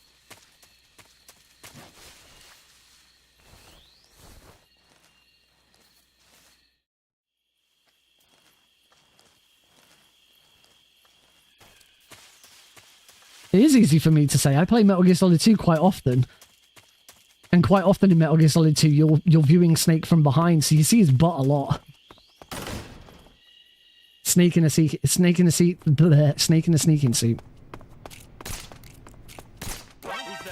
Oh, right, you were specifically talking about my pronunciation of the phrase, not...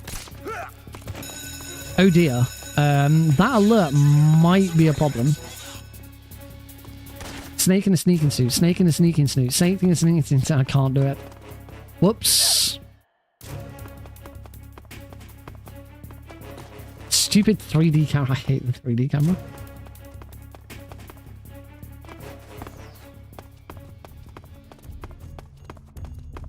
Can't remember if I can get through it with an evasion.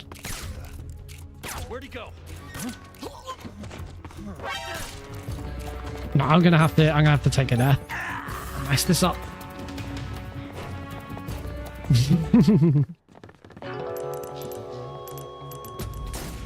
Whilst I have been to a Halloween party once. Actually, no, it wasn't a Halloween party. It was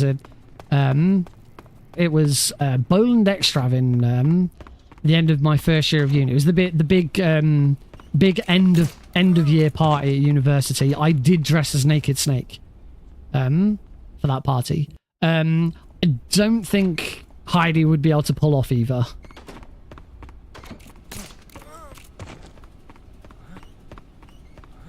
I'm not sure Heidi would really want to. It's not really her style.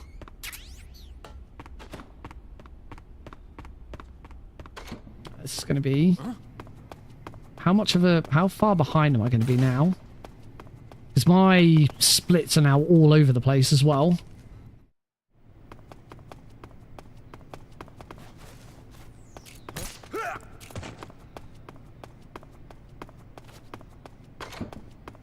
Okay, now my splits are correct. I'm just wondering, we're only 16 minutes in. Do I reset after that? How naked are we talking? Not naked in that sense. It was a good party. It was actually one of the very last events I attended at university before I met Heidi. It was the end of first year party, and I met Heidi on my first day of second year.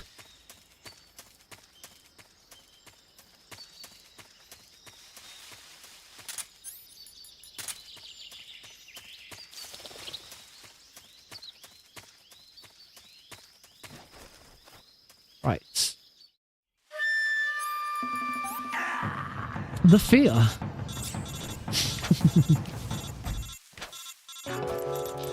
Sadly not. It was just, I've probably got a photo of it somewhere. It was just, you know, me in a camouflage get up with a really crap eye patch.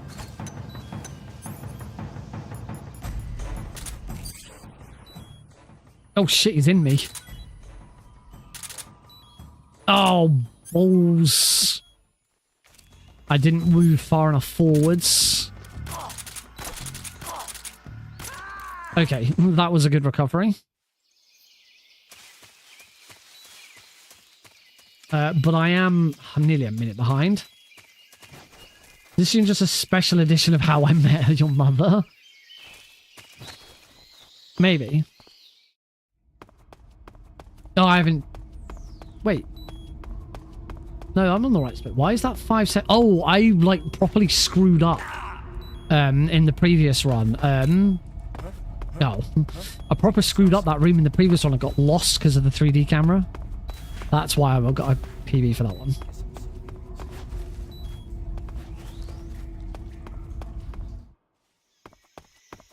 Oh, Heidi, I'm about to take a call with Eva. That's Eva. Did you see her? Did you see Eva?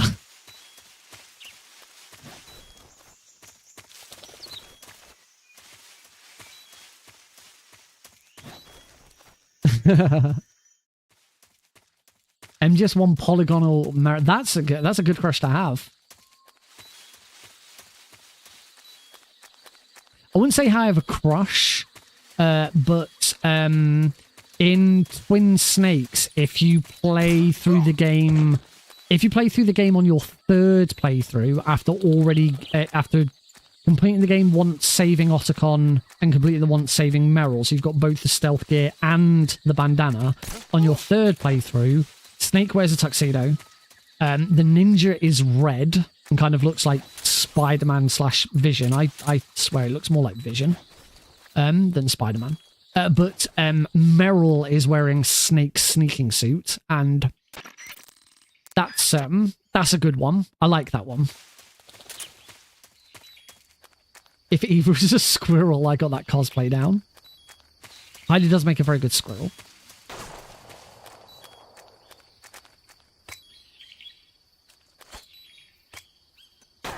Oh! A little bit too slow with that second. With that first one, actually. I can't see.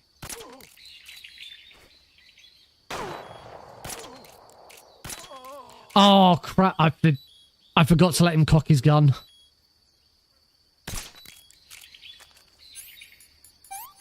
Screw it. It's over already. Screw it, we're starting again.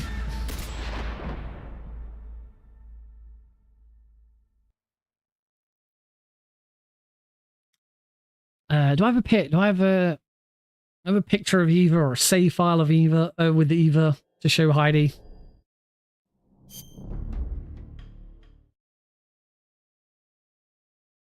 Oh, I know what I can show. I know what I can show Heidi so that she can see who Eva is. Demo theater. The fact that I've clicked on demo theater, there's probably about half a dozen people in chat who already know exactly where I'm going with this.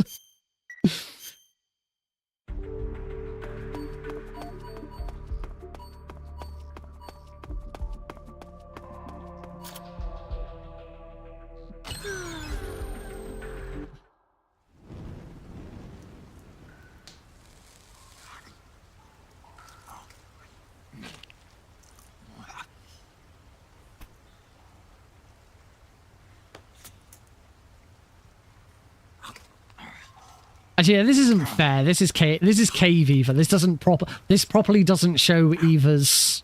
This doesn't actually show Eva's costume. It just shows Eva in a bikini. No thanks. This is the special peep theater where it shows every cutscene where you can peep at Eva, and gives everything a weird pink glow as well. In my training, we always got the good Yeah, stuff. that's French, Eva. Italian, that kind of thing. A regular. But yeah, to do it justice, probably should see Eva in an actual costume. Be the best. Meeting up with Eva in the mountains. It's probably a good cutscene to show Eva's actual outfit and what a cosplay of Eva would look like.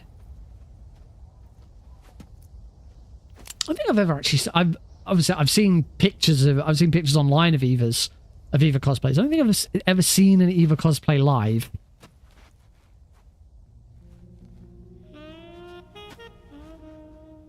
And Amelia, I completely forgot that she was originally topless at the start of this scene. Well, that was quick. You look like you could use some rest. I'll be fine. It's just that playing these 2 roles hasn't left me much time to sleep. Where'd you get those cuts? The Colonel, He found out? if he knew I'd be dead already. No, this is his hobby. He's a sadist. She does pleasure out of zip up, doesn't she? He's scum.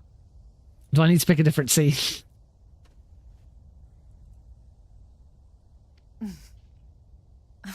Does it look that strange to you? No. I'm the same way. Scars all over. Can I see? No. No. You should really watch that cutscene with Where'd you get this no one? shirt on, I because got then it she after can see defecting anyway. to the Soviet Union. I don't think so. It's older than that. Code breaking is a desk job. Where'd you get this kind of scar? Wow. Well, Ladies too and bad. gentlemen, my wife. A girl's Yeah. gotta have some secrets, you know. I bagged you.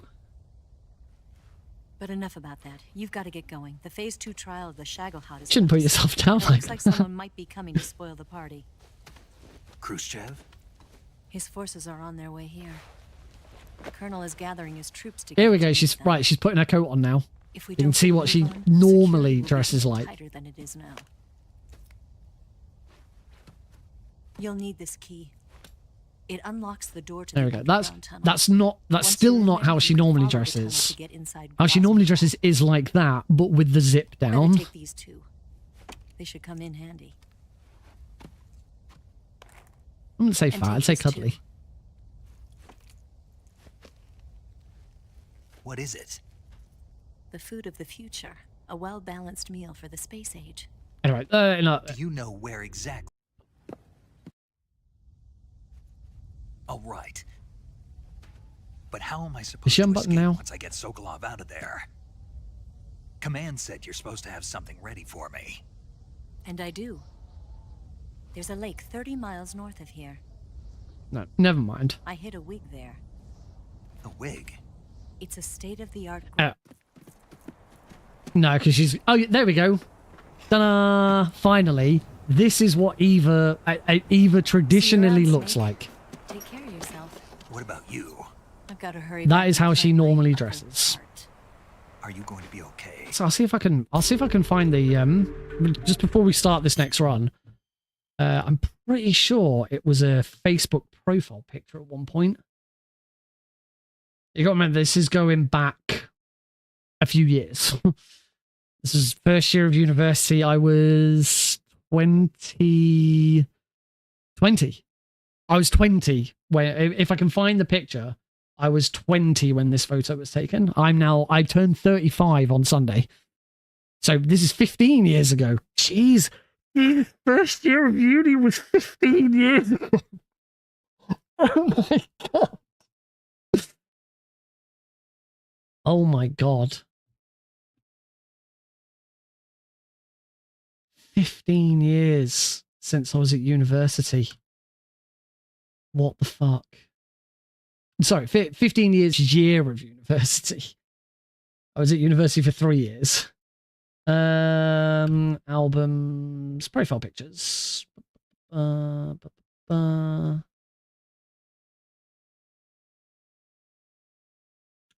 sure. There it is. I'm assuming I can copy the image, even though it's on my Facebook and I don't share Facebook. Yeah, this should work. Hopefully that link works.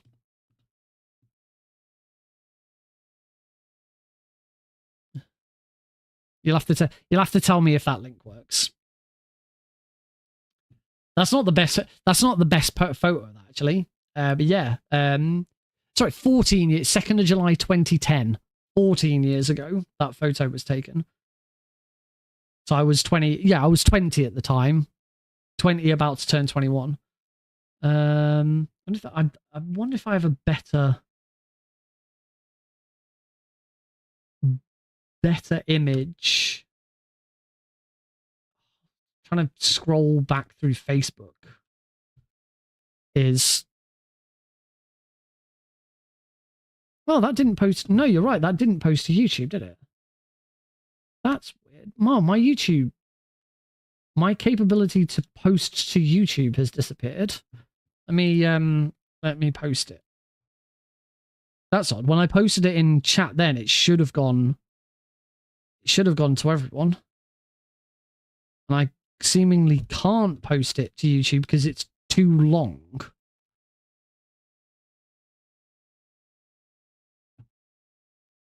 Oh my days. I might need a URL shortener.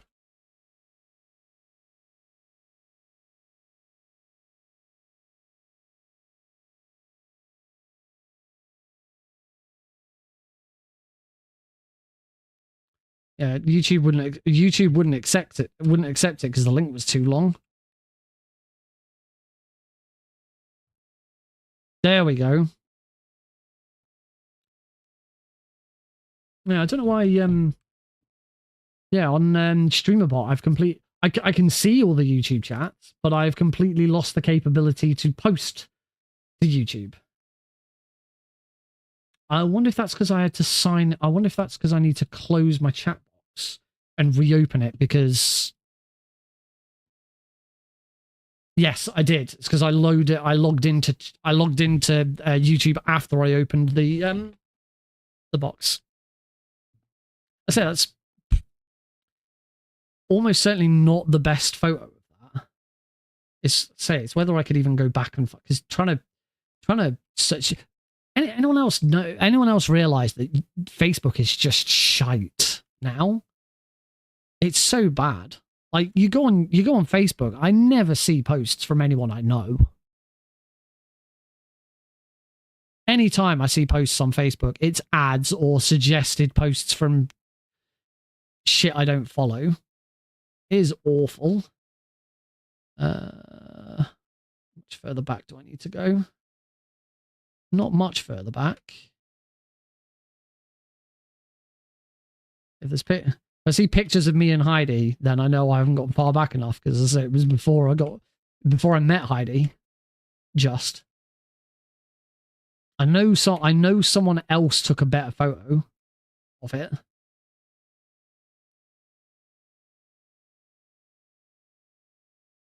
then we really should get on with this second run, because otherwise I'm going to be up pretty damn late. If I can't find it soon, I won't bother. You kind of got the idea. No, I've gone too far now. It's Halloween of first year.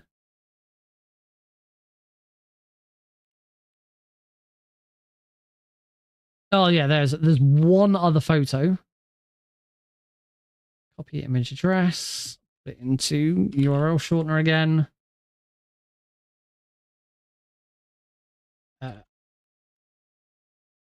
There we go. I should note there is a girl in this photo that I am hugging. I'd say we were friends. We just knew each other. We just knew each other, ran into each other at the party, and had a photo together. Nothing more than that. That's the only other photo I have of me in that costume. It's a bit of a better photo because there's not a massive gun in the fucking camera in the way of everything. Yeah, that was my big boss. It was the parties that we have, we called them extravs. Every college at the university had one. And they were all themed. I can't remember. I think it was a jungle theme.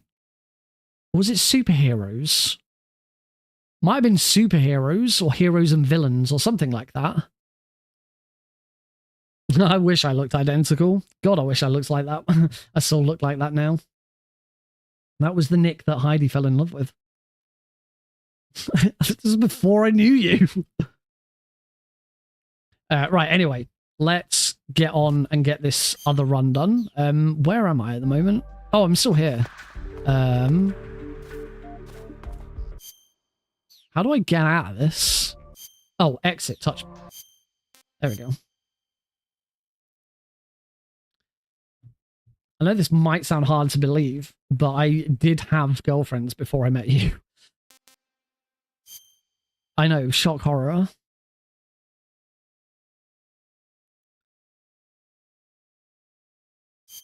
All right, last attempt for the night.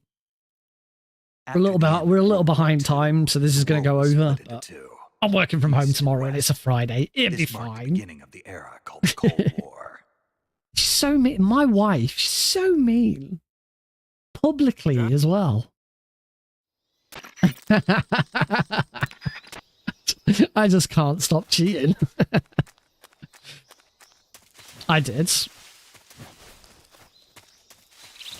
Whoa, hang on. I picked you. You snogged me first.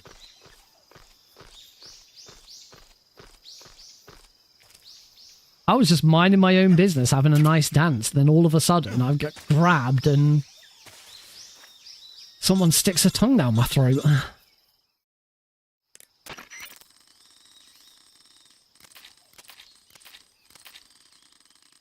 $14 years later, we're 2 years into marriage and have a 10-month-old son. Ba-ba. If they berate you, yeah. She'll only make jokes and berate me like that because she respects me. That's what I tell her when I do it to her. And she's still drunk. Yeah, she just she never came down. She never sobered up. One day she's going to sober up and she's going to like, what happened?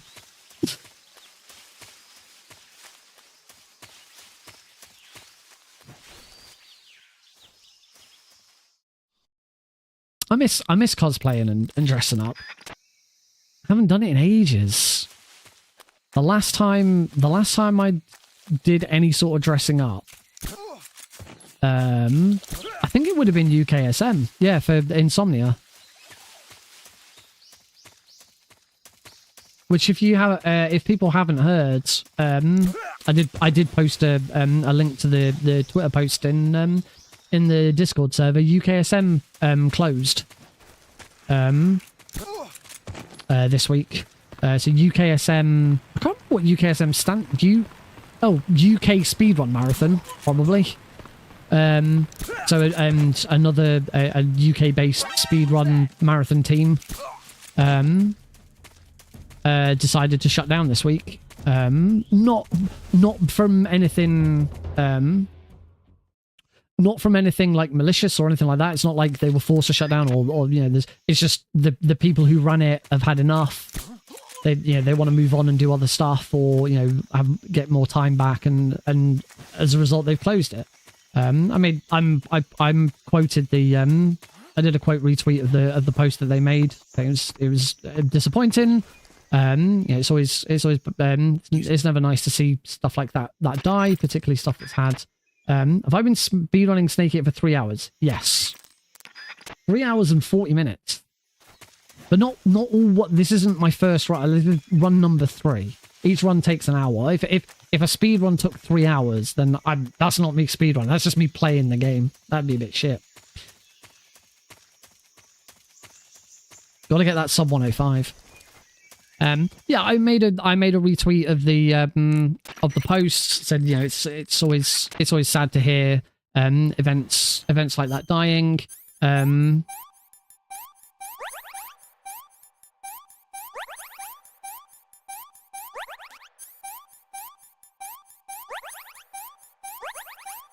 There we go. I just wanted to concentrate on that for a second. So yeah, and UKSM Insomnia 68, I think we went to, which Insomnia is also there. Insomnia was a big gaming festival in the UK. It used to take place at the NEC in Birmingham. It was owned by Game before it shut down. It changed hands a few times. I believe it was Game. I'm not no, because this is very easy. This is not European Extreme. I do usually run European Extreme. I much prefer running European Extreme to very easy. But I'm currently working through every game in the Master Collection, the five different Metal Gear and Metal Gear Solid games in the Master Collection, so that I can run them all back to back and try and break the world records of just under 5 hours. And of course, the quickest way to do that is to play on the easiest difficulty setting. If I'm gonna let him play Metal Gear, probably not. I mean, Metal Gear has not aged well. The original Metal Gear hasn't aged well. Well, maybe I'll let him play Metal Gear Solid. Nah, it'll be Bluey. We'll play the Bluey video game together. That'll be the first one. Yeah, sorry. UKSM. So yeah, it's disappointing. As I say, Insomnia is a big gaming festival in the UK that UKSM used to run at. They used to have their own booth at Insomnia, where they did. And the whole point of Insomnia is that there's a big gaming area where you can bring your own PC and you can set it up and you can keep it there. It was usually run over an Easter weekend, so it was a 4-day weekend, and you could take your PC and you could leave it there and you could stay up all night, and that's why it's called Insomnia. We didn't do that when we were there. We went for a couple of days. We stayed in a hotel overnight. It was a good event. A lot of fun. And to be honest, I enjoyed the Insomnia side of it more than... Oh, I need to concentrate on this fight. It'd be nice to get this fight right for once. So shoot this guy, move to here, shoot there to distract him, and then shoot him. And now equip stun grenades. Throw it there, and hopefully that takes out all of them. Beautiful. That is how you do the very easy Ocelot unit. That was much better. It could still have been a bit faster. I did sort of... Not everything was really fluid, but that was at least the correct way of doing that fight. I'm very pleased with that.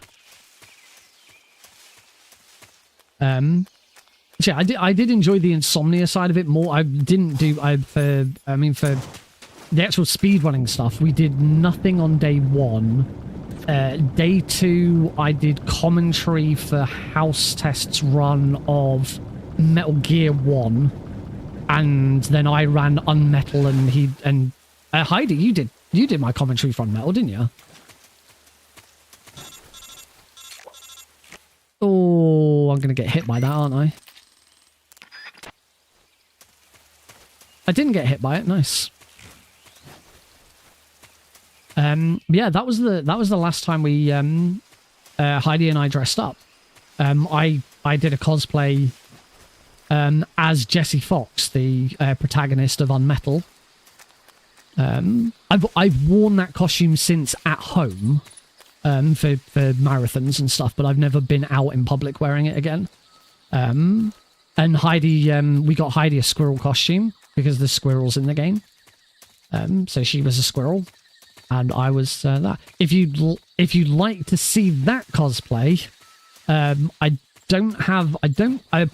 you could probably find them on my Twitter. But the one place you can very easily find it is if you go on speedrun.com and search for the Unmetal category extensions. The logo for the category extensions is the original Unmetal logo, but instead of Jesse Fox, it's me. in my cosplay.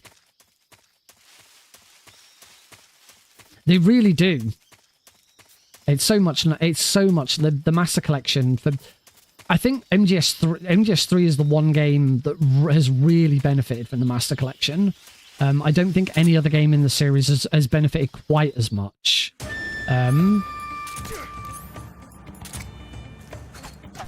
Because the other games in the series all already had really decent versions of the game, of their games. It was only MGS3 that didn't. And the same, you know, nice, good Ocelot fight. And you know, the same thing's going to happen in Volume 2 when we get MGS4. Which, if you've seen some of the stuff that's been on Twitter and one of the people at Konami who worked on it and talking about MGS4, they've basically implied MGS4 is going to be in Volume 2. Which we all knew it was going to be because it made the most sense, but it's kind of... And there's apparently a rumor that says that the Volume 2 is going to be 4 Peace Walker. I think they said 4 Peace Walker and 5. I can't remember, but yeah, it's from the latest rumor about Volume 2, plus one of the developers basically hinting that MGS4 is going to be in Volume 2. It's pretty much like 90% confirmed that MGS4 will be in Volume 2, which it makes the most sense. They're going to keep all the Apple product placements. I think so. I don't know. That's kind of a difficult one. You still got things like Calorie Mate in this, but I don't. So I don't really know whether they can just keep them or they'd have to change it, or maybe they just get rid of the item.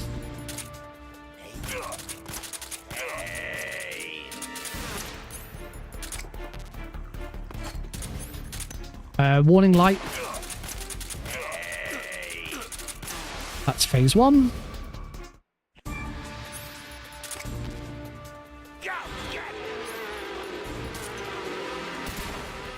Oh crap.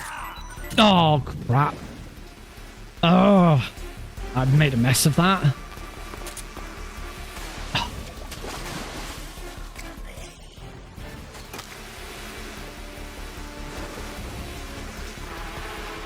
Oh my. I shouldn't be making this much of a mess of.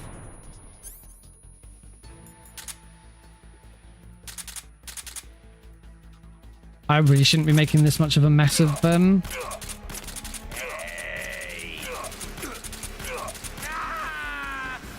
That was awful. And worst of all, I've only got 3 stun grenades. Are there any more stun grenades available? I need 4 stun grenades to finish this run. Oh my, I can't imagine what MGS4 on the Switch is going to be like. That sounds awful. It would genuinely not surprise me if they just don't release it on Switch.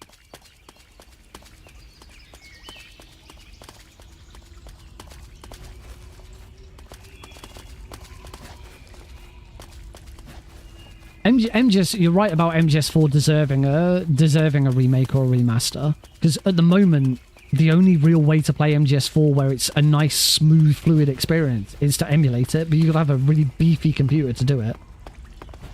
I really should play it.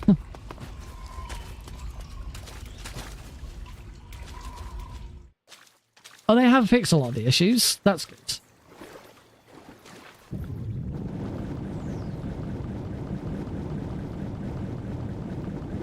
I did hear when the game first came out, I did hear some suggest that it was actually of the console versions, it was the best for speedrunning Metal Gear Solid 1. Apparently Metal Gear Solid 1 ran really well on the Switch. Like, loading times were good. They're just grenades. No, they're chaff grenades. That's odd. I'm sure there were some grenades in here. There might be some stun grenades in this room.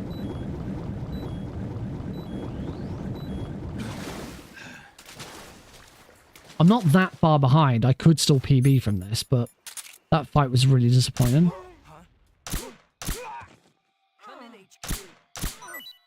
This is HQ. I can't see the other guard.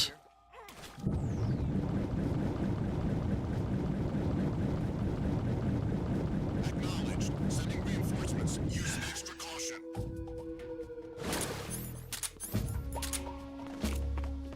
Those stun grenades, cool. Oh. Oh my.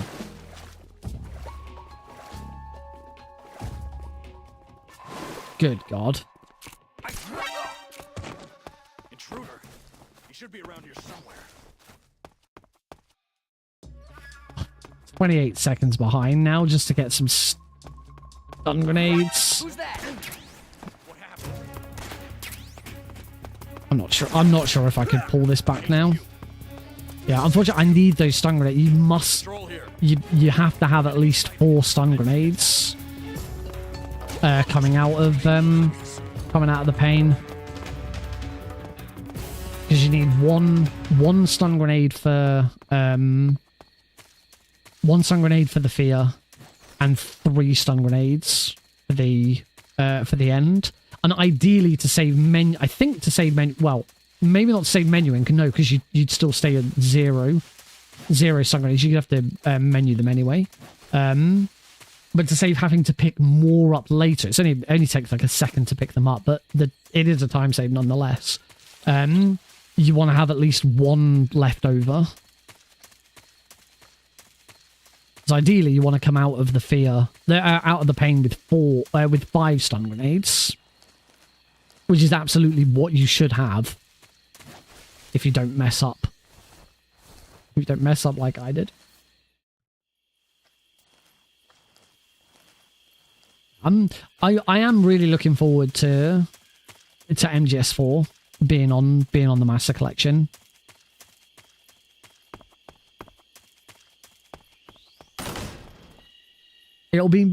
It's probably, to be honest, it's probably one of those games where when it comes out, I'll play through it again and I'll actually watch all the cutscenes.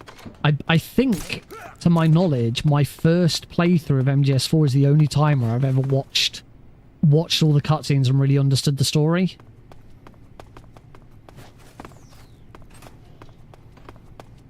The thing that is kind of disappointing with MGS4 is it doesn't actually make a very good speedrun, particularly on the easier difficulties. It is purely get from A to B. And I know most of the MGS games are kind of like that, but MGS4 really is the epitome of get from A to B. It doesn't matter if you get spotted, you can just ignore everything. I love the game. I've not learnt the speedrun, but I've completed it a fair few times. I love it. I'm not a big hack and slash fan. Like I've never really played Devil May Cry. I started Bayonetta once, but never finished it. But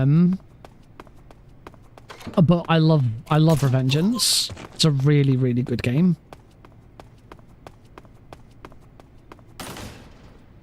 Chicken playthrough. What's a chicken playthrough?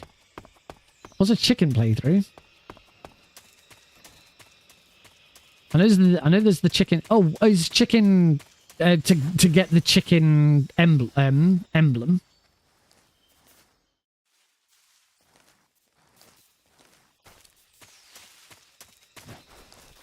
As a fan of multiple Metal Gear runs, you know, I have 3 multiple Metal Gear world records.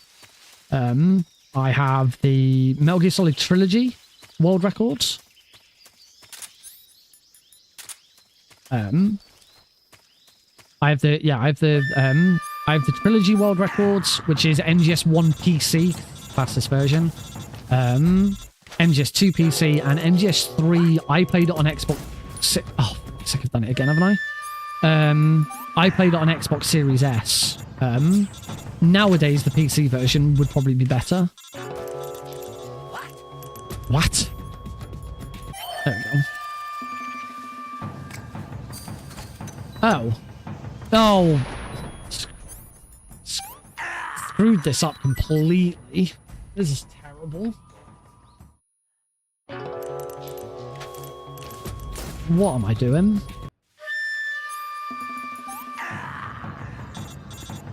Just not concentrating. This run is dead. So I'll just keep going until I've just had enough.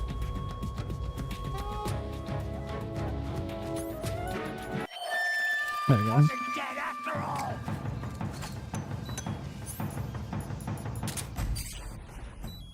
Oh, he's inside me again? Oh, that was... I'm gonna reset. Okay, I can't just creep forwards. It doesn't... The snake doesn't go far enough to just creep forwards.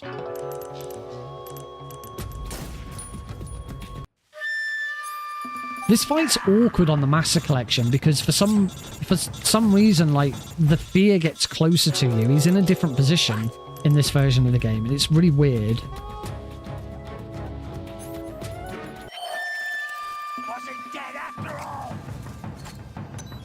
That won't stun him.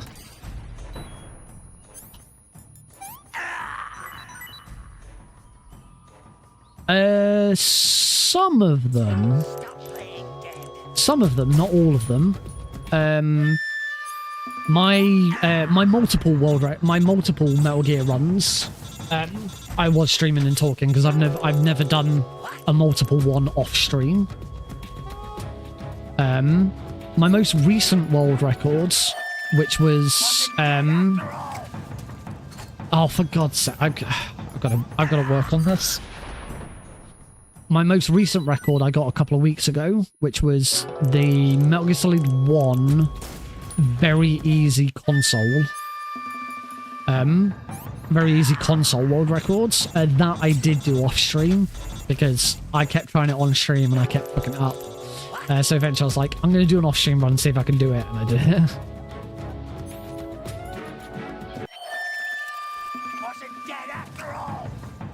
There we go. Throw it on the floor. That's better. Yeah. There we go. Throw it on the floor in front of you. Yeah, for people who've never seen that, by the way, for some reason, if you stun the fear with a stun grenade, any lethal damage you then do to him is instead coded as non-lethal damage. So you stun him with the stun grenades, and then finish him off with with lethal rounds, but it still depletes his stamina, and that's how you defeat him. Yeah, nobody knows why, but that's not a cheat. That's not a cheat. It's not a glitch. That is what we would call an exploit. Delta will almost certainly change that because it'll be completely recoded. Yeah, it won't be the same. It won't be the same game files. They'll have built it from the ground up. So I very much doubt they'll, unless it is a deliberate mistake, they won't write it like that. 3 minutes behind. As I'm gonna keep going. I can't reset now because I do need to sleep at some point. So the challenge now is how many gold splits I can get. How far down can I bring my sum of best? Because my sum of best isn't under 105 yet. So that's important to try and get.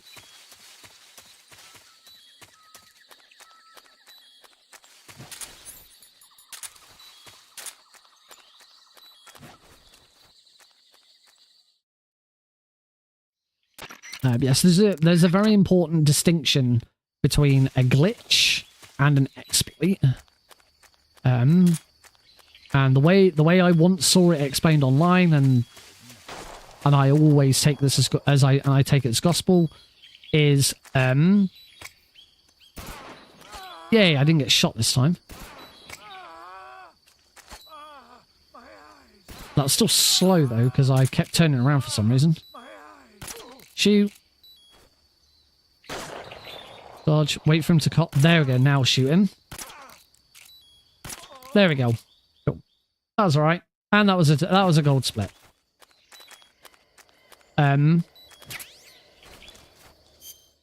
Backpack. Cover box A. Mosing the gun. Equip the easy gun. Equip cardboard box A. Yeah, so a glitch in a speedrun. A glitch is doing something unintended and receiving an unintended result. So to take Metal Gear Solid 3, the box glide. The box glide is 100% considered a glitch. For the box glide, you equip the binoculars with the and then put them on your previous. Whilst they're on your previous, you flatten up against a wall and equip them. You then look to a sort of 45-degree angle and then swap to the cardboard box. When you swap to the cardboard box, the box slightly clips into the wall behind you, and as a result, glides across the room. That's an unintended result. That's not something you would expect to see. The game does not expect boxes to glide all over the place, but it's done from an unintended setup. There is no way a casual player would ever think to do that. There's no in-game thing that says you should equip your scope and then go and stand against this wall and then direct, and it's not something you would do in the game. It's a glitch. An exploit is the opposite of that. An exploit is receiving an unintended result, but by doing something that is intentional. So what were we just talking about? I've already forgot. What were we just talking about where Big Joe Grizzly said sounds like a cheat? I've already forgotten what it was we were talking about. When I said no, it's an exploit. Oh, the fear. The fear glitch. The fear, on the other hand, is an exploit and not a glitch.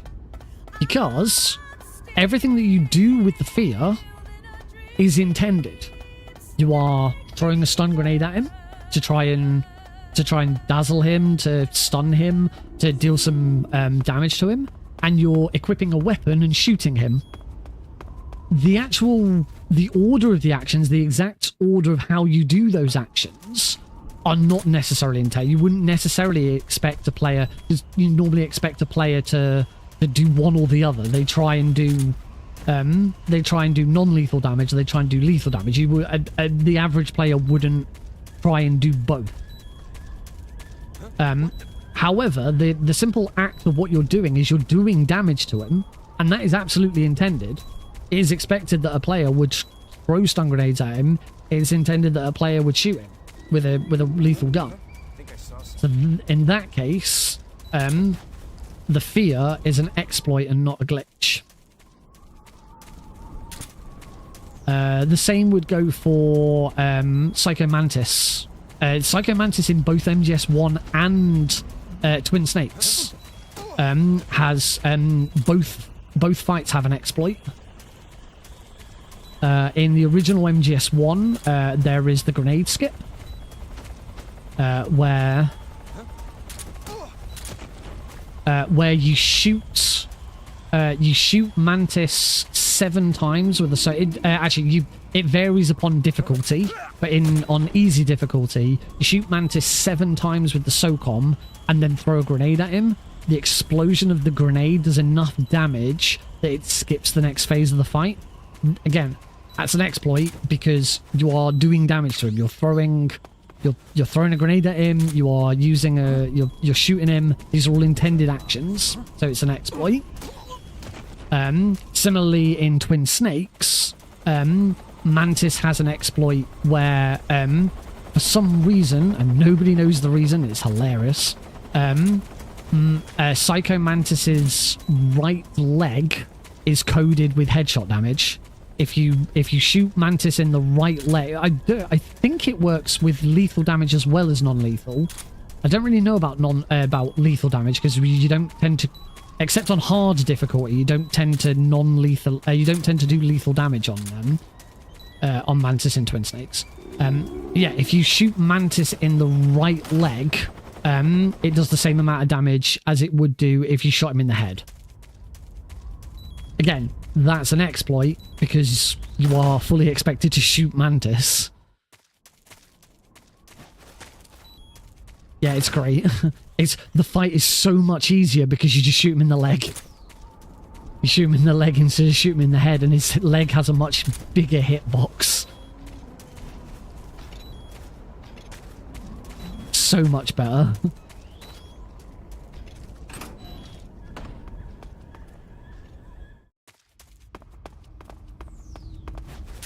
The final question with all of them is, are they cheating? And that is all down to what you define as cheating. That is open to interpretation. But for me, the difference between a glitch and an exploit is not open for interpretation. Those are what I would say are the hard, fast rules, and a lot of people agree with that. But as a, whether that's cheating, that is down to your own interpretation.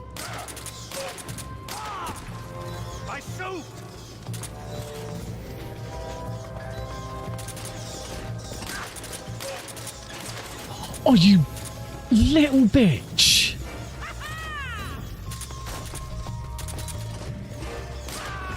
I can't believe he just darted out of the way before that last shot. What a dick.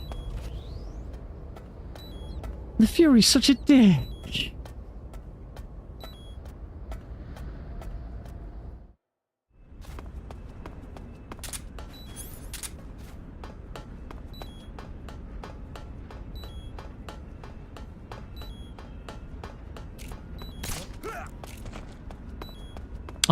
I'm pretty sure it was Ocarina of Time that was the video that I watched when someone with someone giving the explanation.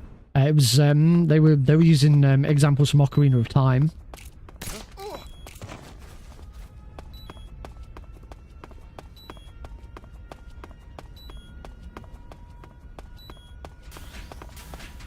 Right, I haven't got the fastest version of this room yet. Oh, still not getting it. Shooting Rykov there is not the fastest version of this room. The fastest version of this room is to shoot the railing next to Rykov, which distracts him, because if he thinks he's being shot at, he runs to the alarm point, which is that... you can't see it. There's an alarm point next to the top right door, so you meet him there. I swear that Rykov capture is easier on European Extreme than it is on Very Easy. Poison will never kill you. No. Poison will bring you down to very, very low health, but it will not kill you.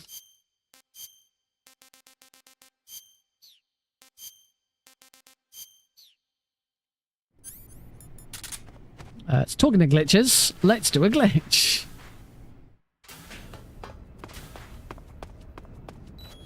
I present the box glide. That was so fun. We'll do it again.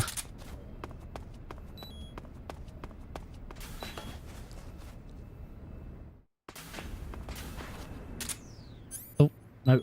The door. There we go.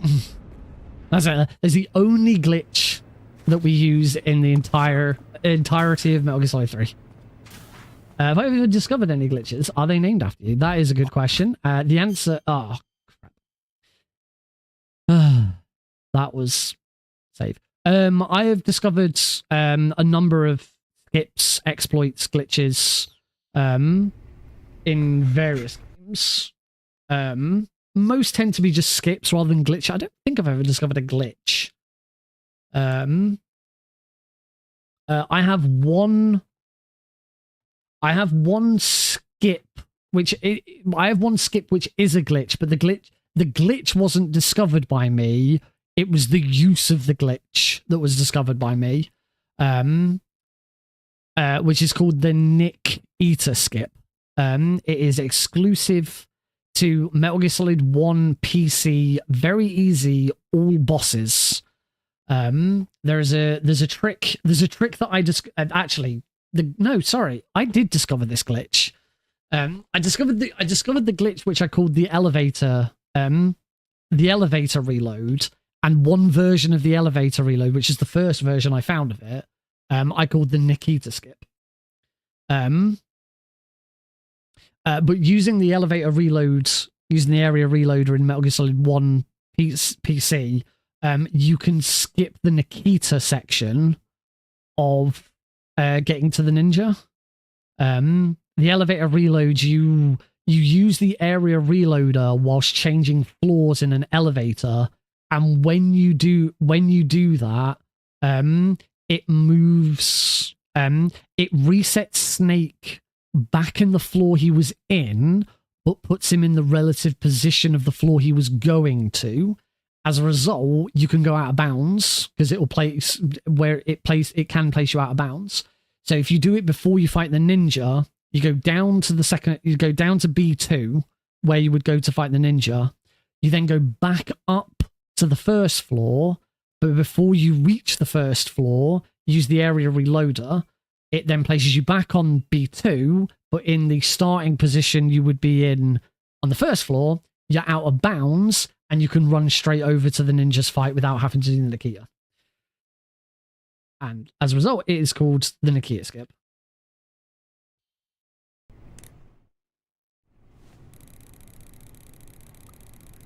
But that was the fastest I've done. That was the fastest I've done that. This might not be a gold split though, because I went up against that wall and I also paused it first. Which is a shame. Oh, it's not a gold split. Yeah, the trick itself is the trick itself. I actually named the elevator reload. It's just that one iteration, that one use of the elevator reload is also referred to as the Nikita skip. The Metal Gear Solid 1, not just for PC. There's just one Metal Gear Solid 1 auto splitter written by B-Man, and B-Man has an option in there which refers to the Nikita skip.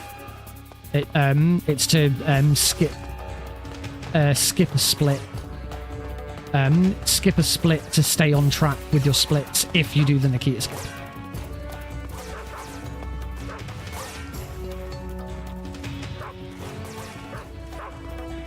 I'm trying to think of other tricks. There's a move. I won't say a trick or a glitch. There's a move in Twin Snakes named after me. It's called the Nick Punch. It's called the Nick Slap. I say it's a move because it's not a speedrun trick. It was done by me in a Twin Snakes tournament race, so a lot of MGSR was watching at the time, because it was on MGSR's channel. It was a Twin Snakes any percent very easy race, and during the race, there's a section of the race. If you know Metal Gear Solid 1, you'll know Twin Snakes because it's the same game. Where you follow Meryl through the caves, and when you get out the other side of the cave, she's there, and as you approach her, the dogs come to her, and she says, "What's wrong, Snake? I thought you were good with dogs." Well, we skip it in Twin Snakes. As you come out from the crawl space, you shoot Meryl a couple of times, causing her to flinch. While she's flinched, she won't trigger it doesn't trigger the dialogue, and as you approach her, you then roll into her and knock her down, which keeps her flinched, and she never delivers the line. What am I doing? I did that. I did it. Messed up the roll and didn't roll into her. I rolled around her. She stopped being flinched in the middle of my roll. So as I then came up, I was on the other side of her, between her and the door, as I lost control because I'd shot her instead of delivering that line. You should know, if you shoot Meryl or if you punch Meryl in Metal Gear Solid 1 or Twin Snakes, she walks up to you and slaps you. So because she was, that was very lucky. I was very fortunate there to not fall down into the water. So yeah, I lost control of Snake whilst Meryl lined up to slap me, but because I was stood between her and the door, when she slapped me, instead of Snake falling to the ground, he fell into the door and ran into the door and threw into the next room. As I say, it's not a speedrun trick because it doesn't save any time. It's worse, but it was dubbed the Nick slap. You just see her slap me and I just run away. It was great. So that's the Nick slap. I have discovered a couple of other things. I routed most of Unmetal, so there's a lot of little sort of not really glitches and exploits in Unmetal so much. SVD, RPG, stun grenade, C3. Oh, I didn't need the directional mic, but I've got it, I suppose. In Unmetal, my discoveries are more about routing. There is one sort of trick. I'd call it an exploit in Unmetal that I discovered, called the camera reset, where you reset the cameras in chapter 8. That was probably the biggest discovery I made in Unmetal. But there was one discovery that I made in Unmetal. Okay, this only really means anything to anyone who's played or knows or has watched me run Unmetal. Where you skip the boss defeated jingle for Takuma Takagashi, who's the second to last boss in the game. If you've been watching the stream from the start, because we did get a follower and I did get one follower and one YouTube subscriber today. My new follower animation alert that appears on stream is the boss defeated jingle from Unmetal. Every time you beat a boss, you get that jingle. The game comes up, it says boss defeated, and you get a voice line, boss defeated, and then you get the jingle. And there's nothing you can do. It plays, there's nothing you can do. You can't control Jesse during it, and you just have to wait. I discovered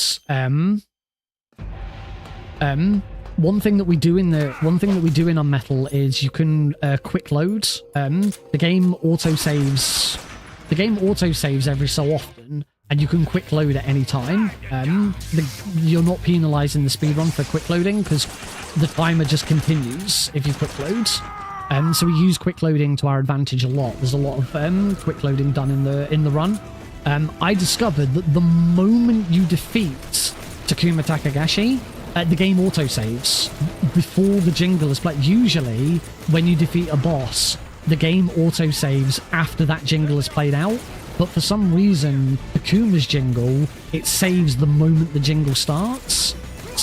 So I discovered that as soon as the jingle starts and you see the save, if you then pause the game, because you can still pause during that jingle, if you pause it and load, you'll reload the autosave and skip the jingle, because the game just continues from as though the jingle is played. So that was another trick that I discovered.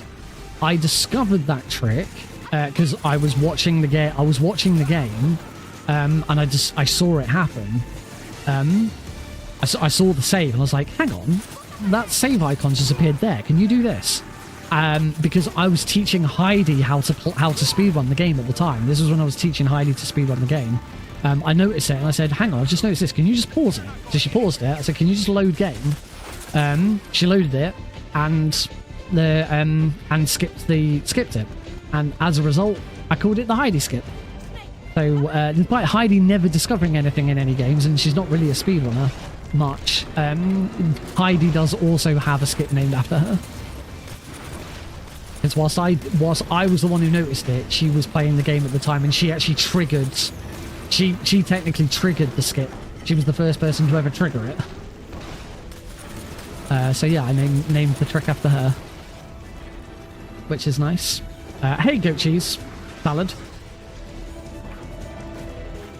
Welcome to the stream. This has not been a very good run. It's been a very distracting run.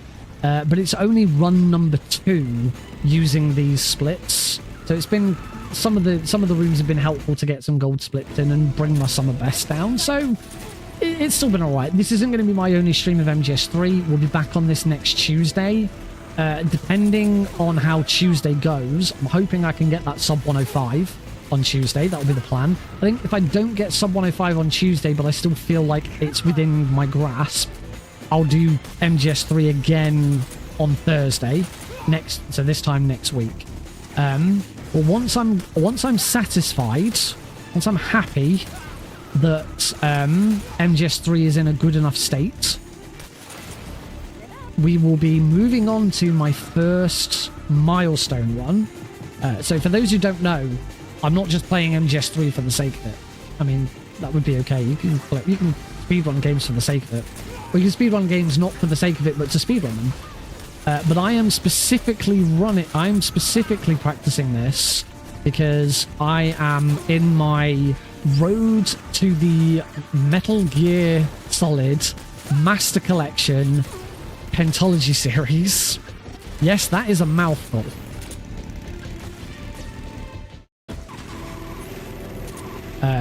What does that mean?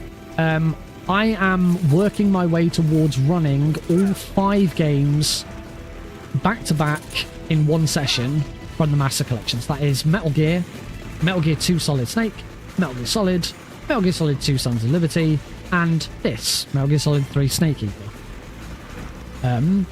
That will be a special bonus stream that I'll do some weekend, probably in October. The rate it's going, more likely November. I think it's going to take me a bit longer, but we'll see. At some point when I feel like I'm ready, I'll do the bonus stream. As part of this series, I am raising money for charity as well. I'm raising money for a charity called City of Sanctuary UK, which is a charity that works to make the UK a safe and welcoming place for vulnerable people, particularly refugees and asylum seekers. There is, if you're watching this on YouTube, there is a link in the description. If you're watching this on Twitch, you can type in !charity, and chat will post a link to the charity page. I'll be pushing that more during the big five run stream. I'm sort of mentioning it, and it appears on the tracker is on the stream, but I'll be making much more of a deal of it once I know the date of the big bonus stream where we do all 5 games back to back.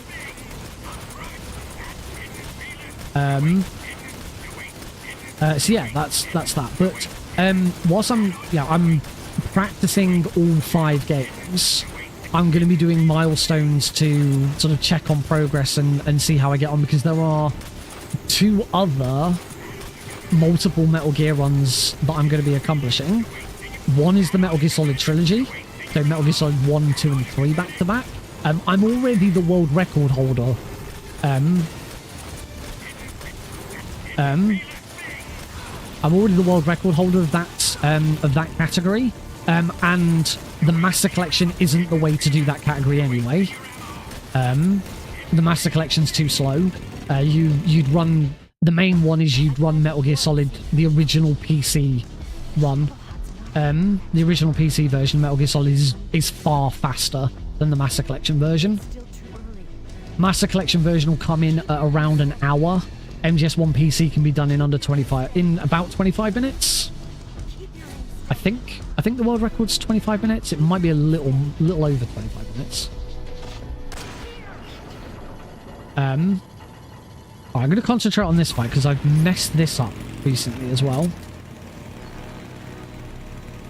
Right, so we take a shot there.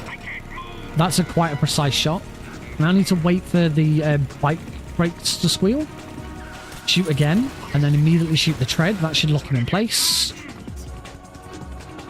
1, 2, 3. Shoot the tread again, lock him in place. And done. There we go. That is how we do that's how we do just shoot Volgin. There we go. And that's the Shagohod fight. That was really good. That was like spot on Shagahod fight.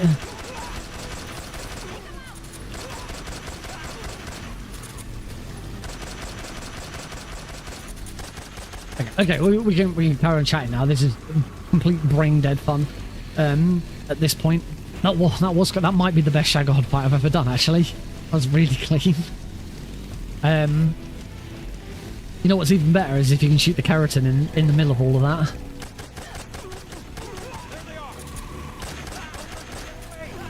We're good.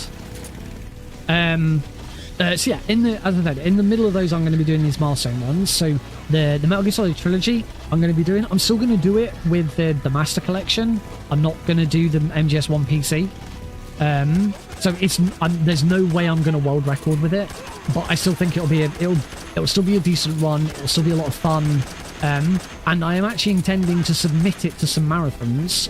There's a speedrun marathon called Really Really Longathon, where they look for, as the name implies, really really long speedruns, and they'll accept lots of different stuff.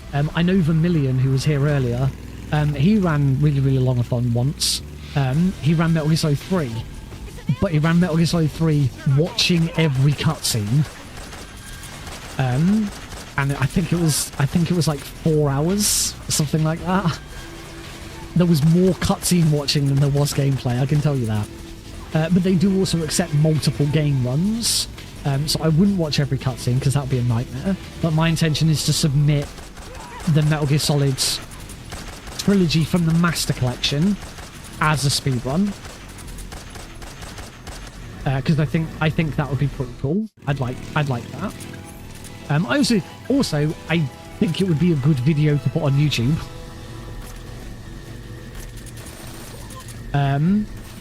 Once I'm finished with Metal Gear Solid 3, what I'll probably do in my spare time, not on stream, is quickly do another run of Metal Gear Solid 1 and Metal Gear Solid 2 just to make sure that I'm still happy with them, and you know, I still want to practice those games as well. But then the very next stream after MGS3, we'll do the Metal Gear Solid trilogy, so all the 3 Metal Gear Solids back to back. We might do that a couple of times. If I'm not happy with the first attempt, I'll do a couple of streams doing the whole trilogy. And then from there, we then go on to Metal Gear. De-rust Metal Gear, the original Metal Gear on the MSX, or again from the Master Collection. I've not really played. I played through the Master Collection version once. I'm not really sure how whether like there's an auto splitter for it. Like whether the auto splitter was for the PS2 version was updated so that it worked on the Master Collection. I don't know if that's a thing. I don't know whether there's like whether the controls are better. I don't know. I haven't really looked into it. So I'll de-rust Metal Gear 1. I'll then de-rust Metal Gear 2. Solid Snake, which I only ever did one submission run of Metal Gear 2. Metal Gear 2 for me was kind of a one and done. Once I'd done it, I was like, yep, I'm happy, I've done this. So it'd be interesting going back to it after all this time. Metal Gear 1, on the other hand, I played a lot more of. And for Metal Gear's 35th anniversary, MGSR held a small tournament. There was 4 of us in a small knockout tournament. It was a double elimination knockout tournament, and I won that tournament. In fact, if you go on the MGSR Discord server, you'll see that I still get my own little spot in the user list as the winner of that tournament. And I have my own role as the tournament winner, which is it's nice that I still have it. You get to keep the role, but they usually retire the special spot in the user area. But because there hasn't been any other tournament or anything since then, they just haven't dropped it. So yeah, that was really cool. I can't remember if I don't think I've ever showcased Metal Gear 1 at a marathon. And Metal Gear 2, I'm not that good at. That will be a big rust. But once I've done both of those, I will then do the Metal Gear Duology speedrun, which is those two games back to back. Because I have done that once before, but it was not good and I didn't fancy submitting it. And it was part of the Metal Gear Trilogy speedrun, which also includes Ghost Babel. Because Ghost Babel is kind of seen as the spiritual, it's kind of the sequel. The three kind of match up together. Let me have some more. And then, of course, once I've done that, then we'll look at doing all 5 back to back. One big, glorious run. It will be the longest speed run I've ever done. Prior to it, the longest speed run I've done, I think, it definitely will be. Because I'm the world record holder for 3 multiple Metal Gear runs. Metal Gear Solid Trilogy, which is a little over 3 hours. The Shadow Moses Trilogy, which I'm only the world record. The Metal Gear Solid Trilogy is competitive. There has been other people run it. The other 2 world records I hold is because I'm the only person who's ever done them. And I invented one of them. There's the Shadow Moses Trilogy, which that comes in at under 3 hours. That's Metal Gear Solid. So again, that's Metal Gear Solid PC. Very easy. Twin Snakes, which again, very easy. And Act 4 only of Metal Gear Solid 4, because that's set on Shadow Moses. That's the Shadow Moses trilogy. I didn't invent that run. That trilogy was on the leaderboards for a very long time and no one had ever done it, and then I did it because I fancied doing it, because I was already pretty good at both 1 and Twin Snakes. So I was like, oh, all I've got to do is learn Act 4 of MGS4 and I'm good. So yeah, the world record holder of that one. And then I'm also the world record holder of the one that I invented, which is the Metal Gear Solid Frog Tags trilogy, which is all dog tags on Twin Snakes, all dog tags on MGS2, and all keratin frogs on Metal Gear Solid 3. Originally, I named it all collectibles, but then someone pointed out that there's actually a lot more to collect in Metal Gear Solid 3, like camouflage and food and stuff. There are a few other multiple Metal Gear runs that I haven't done. But I have technically done the Metal Gear Duology and the Metal Gear Trilogy, but I never submitted it because it wasn't very good. I did it during one of my 24-hour charity streams, and I was absolutely shattered. I did it at like 2 a.m. I was so tired at that point that by the time I got to Ghost Babel, Plywood offered to jump in and do comms so that I could give my voice a break. Because I'd been streaming since 12 p.m. that day, and by that point I think I got to Ghost Babel like 3 a.m. in the morning. That was a rough one.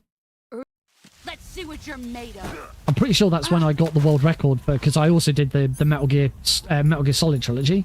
I'm pretty sure that's where I got the world record for that marathon.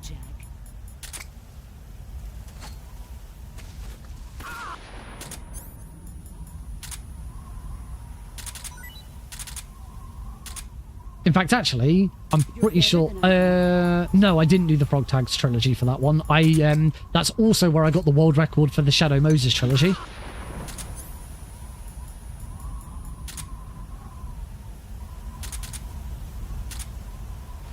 There we go. Perfect.